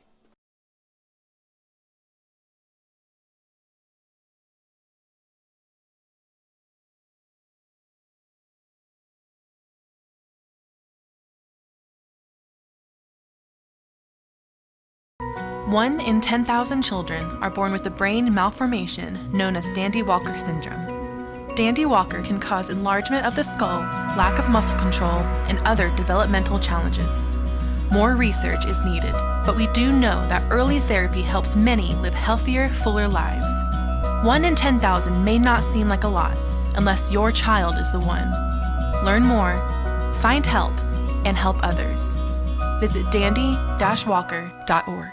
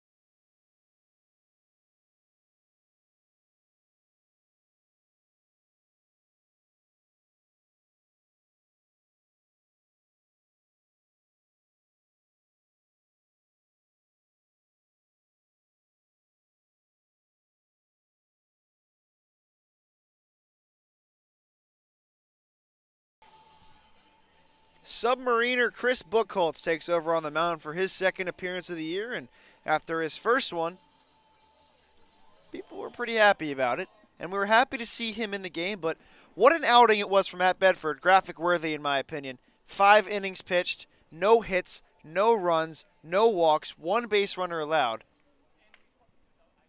and 5 strikeouts. I can't drive, 55. 32 actually is his number. First pitch from Buchholz to the bottom of the order, Sam Kaplan, taking for a ball inside, and it's 1-0. Yeah, and you mentioned it before, I think when we saw Buchholz warming, just how detrimental to hitters, the change in angles, the change of arm approaches here from Bedford to Buchholz. A couple of the killer bees. The killer bees are now in full force. When you lose a Baron, you get a Buchholz. There's a strike for Buchholz, and it's 2-1.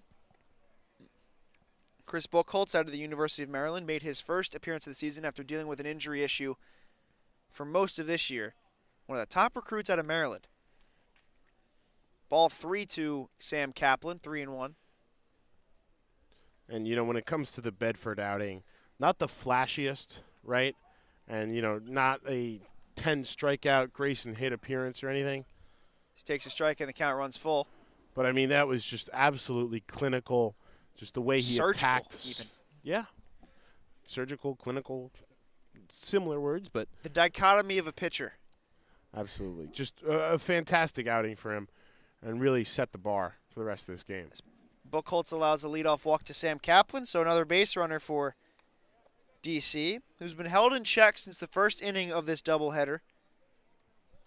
Big Train have staked claim to their leads in this one. And make that a total of 24 runs unanswered for the Big Train through the 2 games of this doubleheader since the first of that first game way back at around 4:15 this afternoon. So Kyle Schmalowski up to the plate now, and it's 1-0 on him. Buchholz from the stretch for the first time this season. Darren O'Day asks as the ball gets away from the catcher. So the Big Train have not allowed a runner to second in this game. Buchholz high and outside 2-0. And sometimes it's a bit hard to transition from bullpen dirt to the mound. Yeah. Especially as a sidearmer, I got to think. Ground up the middle, could be 2. Torres flips to second for 1. Back to first. In time for the double play. And again, it's still the minimum in this game for the Big Train. So they've allowed 2 base runners, but nothing more. And Buchholz gets a huge double play. 6-4-3 double play on that one. And here's Alex Rosen. Surgically eliminated both base runners. so Finish far. him. Not yet. We'll get there. Buchholz will be back in the stretch here. First offering now to the 9-hole hitter Alex Rosen, designated hitter, as he takes a strike and it's 0-1. Big Train have really held the DC Grays in check today ever since that first inning. It's been just great to watch as Buchholz runs one outside. It's 1-1.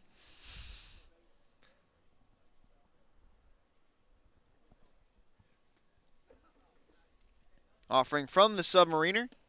Low a bit. 1-2. 2-1. I gotta add, if we get Danny Neareye up here, which we probably will at some point, we gotta ask him what it's like catching a Submariner, like Chris Buchholz, or any other catcher in this order. Yeah, Because absolutely. we already talked to Grant Knipp, though. Fouled back and 2-2 here.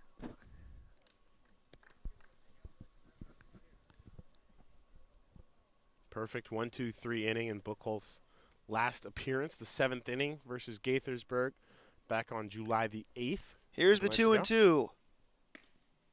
Ball 3 just a bit low, and the count now runs full again. Kenny Bell would be next here with 2 outs. Full count offering from Buchholz. Tapped just foul down the first base side, or third base side. We'll see if Buchholz gets another inning. He seems to me like a 1-inning guy, though. No one is up in the pen. It's tough for Chris, I think, just because, obviously. As it's again tapped foul just beyond the reach of Danny Neareye. Just trying to work back into his rhythm. This is a guy who really hadn't pitched in 2 years. Obviously had his senior season at St. John's affected by COVID protocols and everything that came with it, and then redshirted the last year at Maryland. It's ball 4 now, and another walk from Buchholz. He is a fast worker, too, which we've seen quite a bit in this team. So Big Train, no doubt, will face one above the minimum in this game regardless, unless he's picked off first base. I can't see him picking him off first base, though. I would be very curious to see what Buchholz Is this a sidearm pickoff like. move? That would be great. Just coming straight to the plate, though. 1-0. Kenny Bell, leadoff hitter, struck out looking his last time up, and he popped out to third. Leadoff hitter in this game. This guy that sets the table is Buchholz does step off. You almost had your chance to see pickoff move from Chris Buchholz. Would he throw a Submarine to first base? Probably not. Bell fouls it off and doink! Off of the light tower. Ring him up. First time we've seen one hit a light tower at any ballpark we've been to this year. I don't think so.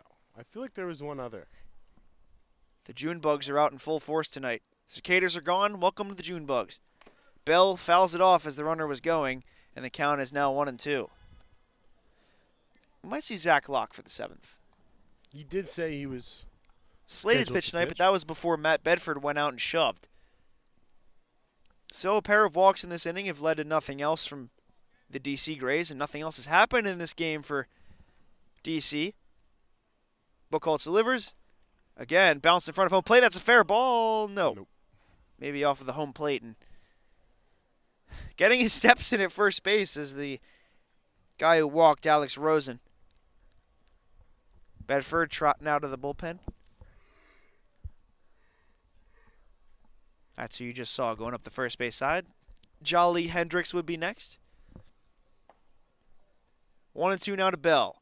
Swing and a miss, strike three. Book 'em, Dano, as Chris Buchholz heads off the mound and gets a strikeout as we head to the top of the 7th. Big Train up big.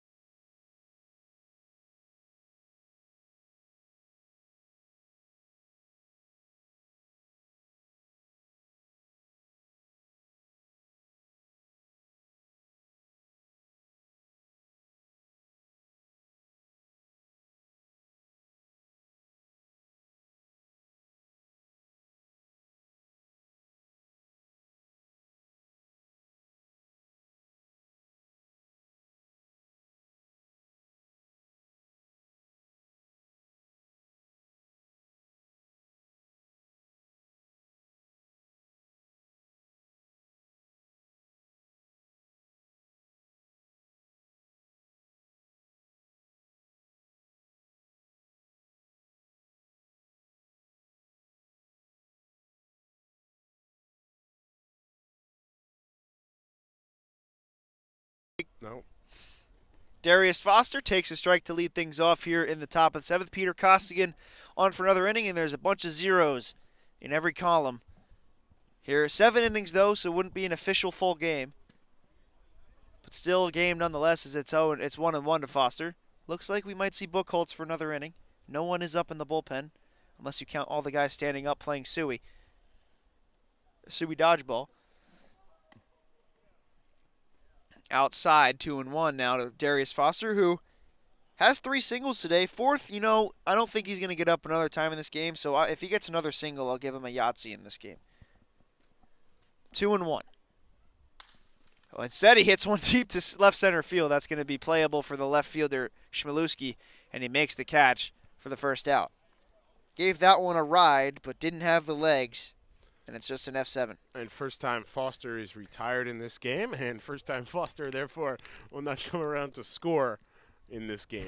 3 for 3 before that at-bat with 3 singles, 3 runs scored, and a stolen base mixed in there as well. I'm sure he'll take a 3 for 4, though. That ball's smoked into the gap. Going to be a tough play for Bell. He can't get there. It's going to go all the way to the wall, into the notch. Neary racing for second. He's going to be in there with a double. A long throw in from Kenny Bell. And it's a 1-out double for Danny Neary, who has his 3rd hit of the night. Loud scorcher there into the left center gap. No chance for Kenny Bell on the fly. And Neary has found the offensive rhythm. By the way, just the 2nd non-homer extra base hit for the Big Train tonight. In a night where they've just been singling the opposition to death. Yep, 2 doubles for Gauthier and an RBI double for Gauthier, and now Neary checking in with a 2-bagger as well. So here's Keith Torres now, who will try to drive in another run for Bethesda. Takes one inside, ball 1. And he's been, talking to Coach Bender a lot, trying to work on getting the kinks out of his game at the plate, and he's delivered 3 hits tonight and almost legged out a 4th back in the 5th. Nearly did so. Danny Neary sacrificed 3-1, though. Keith Torres, 2-0, and he's 2 for 2 today with a couple of singles and a bases-loaded walk. As he takes a strike there, 2-1. Costigan in for 3 tonight. Book Holtz. Oh, it looks like Zach Locke is up and thrown in the bullpen now, so we will probably see him for the 7th. Pitch from Costigan. Torres loops one in the air. Foul territory, hoping for a play as the first baseman, Rucker, but he can't get there. Loses the hat. These guys lose their hats a lot. That's all I can say. Better than losing your lunch. Ben nearly lost his lunch earlier today on a very loud F8 to center field. I have no shame. Tapped right up the middle. Slow play. Going to be tough. Barehanded by Sprague Lott. And he's going to put it in his back pocket and throw to third and nearly takes out Gibbs in the process. I don't know what in the world happened there. But it's a infield hit and third single of the day. This one doesn't chase in a run, though, for Keith Torres.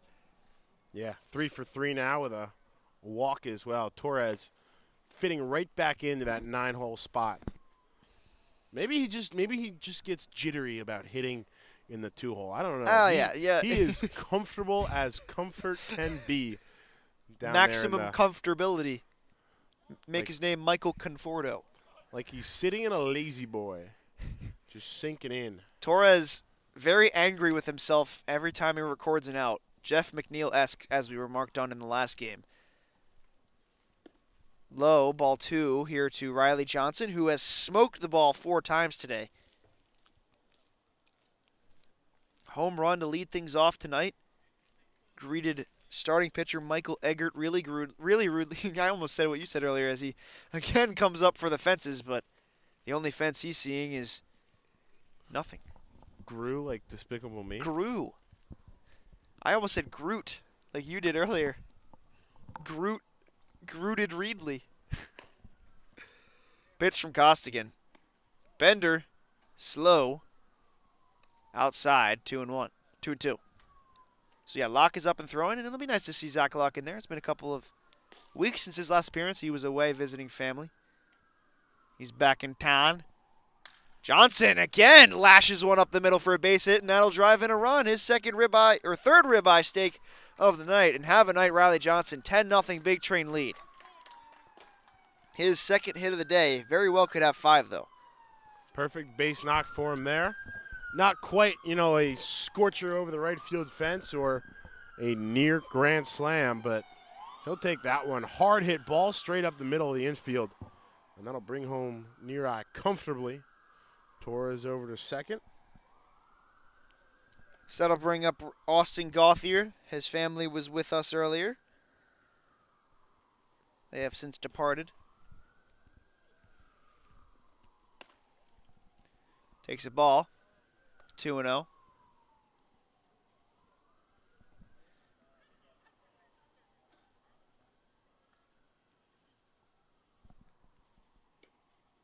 Gauthier fouls it back and away out of play.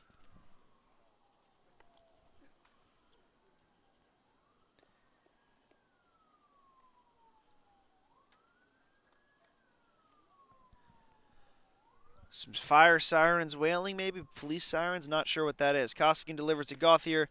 Strike called, and it's 2-2. Loud night here in Southeast D.C. in so many different ways. Music was bumping over there at the kickball tournament when we showed up a hearty 7 or so hours ago. 6 or so hours ago, to be exact. It's not held on to, and Gauthier tipped it. Some fireworks throughout the night, and most importantly, a whole lot of contact off the bats for the Big Train. 7 hours of not-so-commercial-free baseball. Gauthier takes outside, and it's 3-2. Count is full. We'll see if both base runners are in motion here with 1 out. Zach Locke would be the pitcher for the 7th inning. On deck is Brady Gump. Came in for Matt Thompson on, and Gauthier strikes out for the second time tonight, and there's 2 down. After going 2 for 2 to lead things off, he's been 0 for 3 after.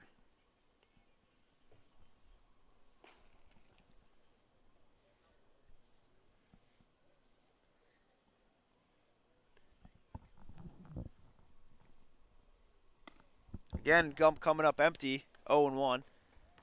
10-0 Big Train lead. They've now scored 26 runs and double-digit runs in both games of this twilight doubleheader as they head to the final inning of this one. They also have not allowed a hit in this game. Popped right down the middle. It's quickly 0-2 here on Gump.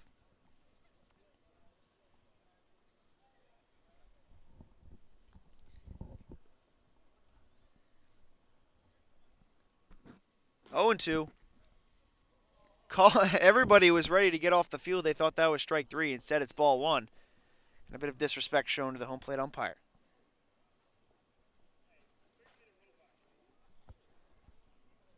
So, Something about a robot there, too. runners on first is Riley Johnson. Runner on second is Keith Torres. And at the plate, strike 3 call. There it is.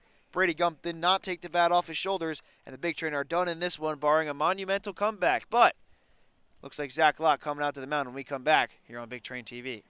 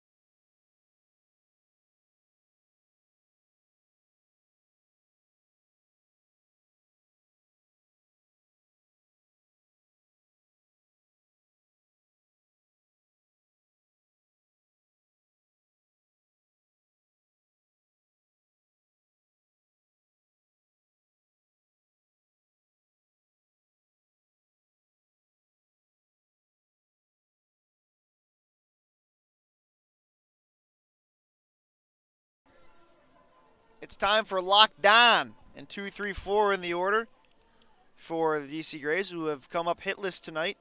Zach Locke in his first outing in a little over a week or so, maybe 2. 8 appearances on the season, 12 and a third innings of work, 15 hits, 11 runs, but just 4 of them earned. 13 strikeouts to 3 walks. That's all good for a 2.91 ERA for His first pitch is to the backstop. Zach Locke. It's been a pretty lucky season for Zach Locke, nonetheless. He's allowed these hits, but he's scattered them.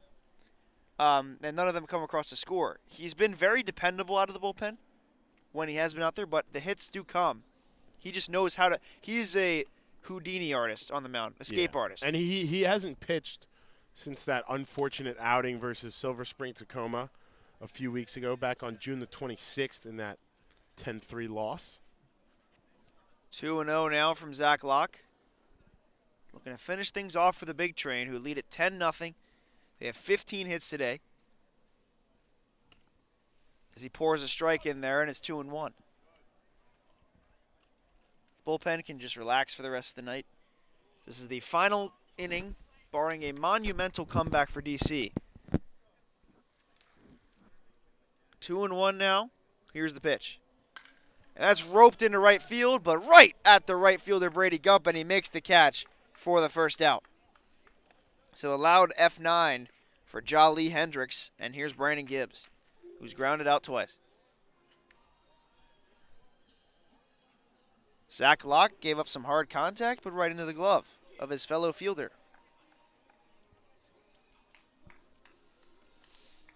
Two outs away from, pretty good game. But it's only 7 innings, though. Here's the pitch. And it hits him. Brandon Gibbs is aboard, hit right on the padded elbow. And that's just the 4th base runner for DC in this one. And coming up is Ben Avila, the catcher. Yeah, just an unfortunate little lack of control there from Zach. Just ran a little too tight on Gibbs, and he'll take the base. Again, not many DC batters have been fortunate enough to get to that point. Take what you can get at this point. Right, as it's low and skips into the catcher.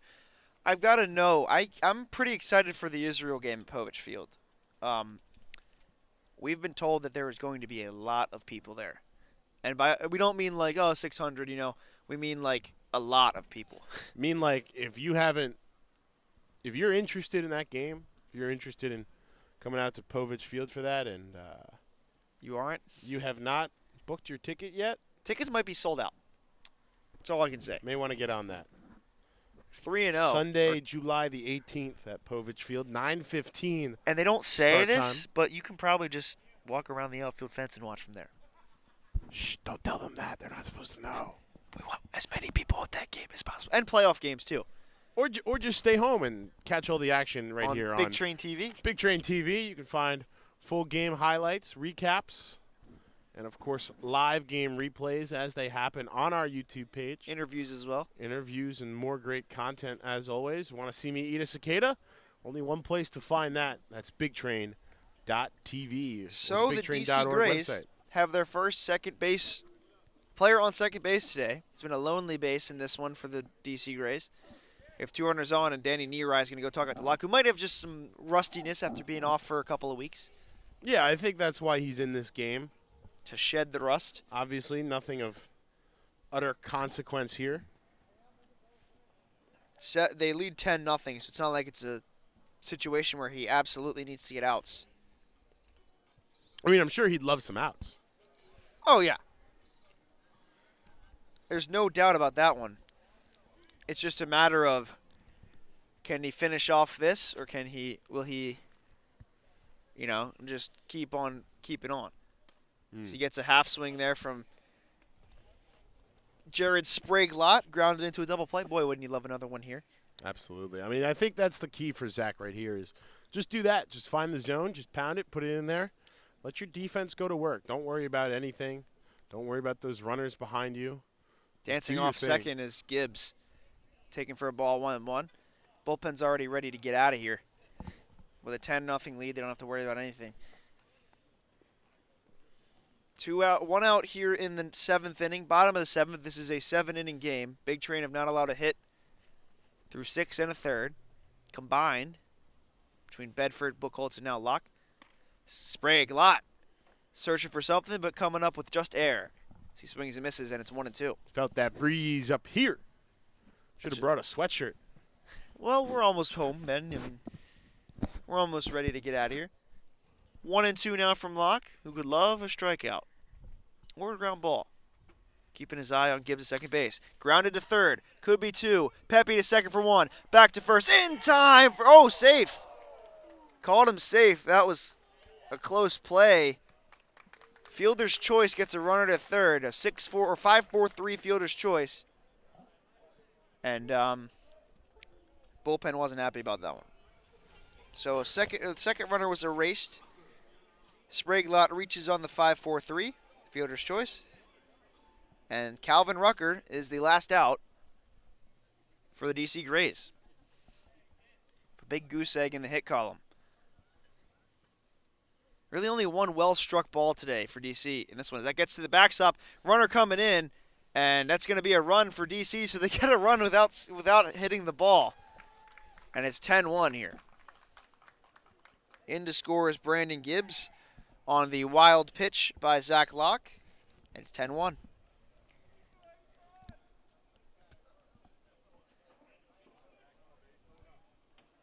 Just one base runner left on today. And what's been a pretty interesting night. Runner on second and 2 outs. Locke, 1-0 offering. Takes it for a ball, Calvin Rucker. It's 2-0. Tomorrow night, we'll be back in action at Povich Field. Big Train taking on the South County Braves. And then another home game with the Silver Spring Tacoma Thunderbolts. Swing and a miss there, 2-1. Before Alexandria comes to town. No days off for a while. Until next Thursday. 60-game odyssey. Knock on wood. 60 games? 35 games. I'm not sure. Close enough. 2-1 from Locke. Grounded to short. This could be it. Torres double clutches, fires first in time, and the ball game is over. The Big Train do not allow a hit. They allow one run as they win both halves of this twilight doubleheader and win it 10-1 here at the Washington Nationals Youth Baseball Academy. The home run ball came out in droves tonight as they hit 5 home runs in both halves. Big Train, move on, keep on rolling. This is 2 stops at Victory Station tonight. Absolutely. Just a total domination on all ends throughout this doubleheader, throughout both games.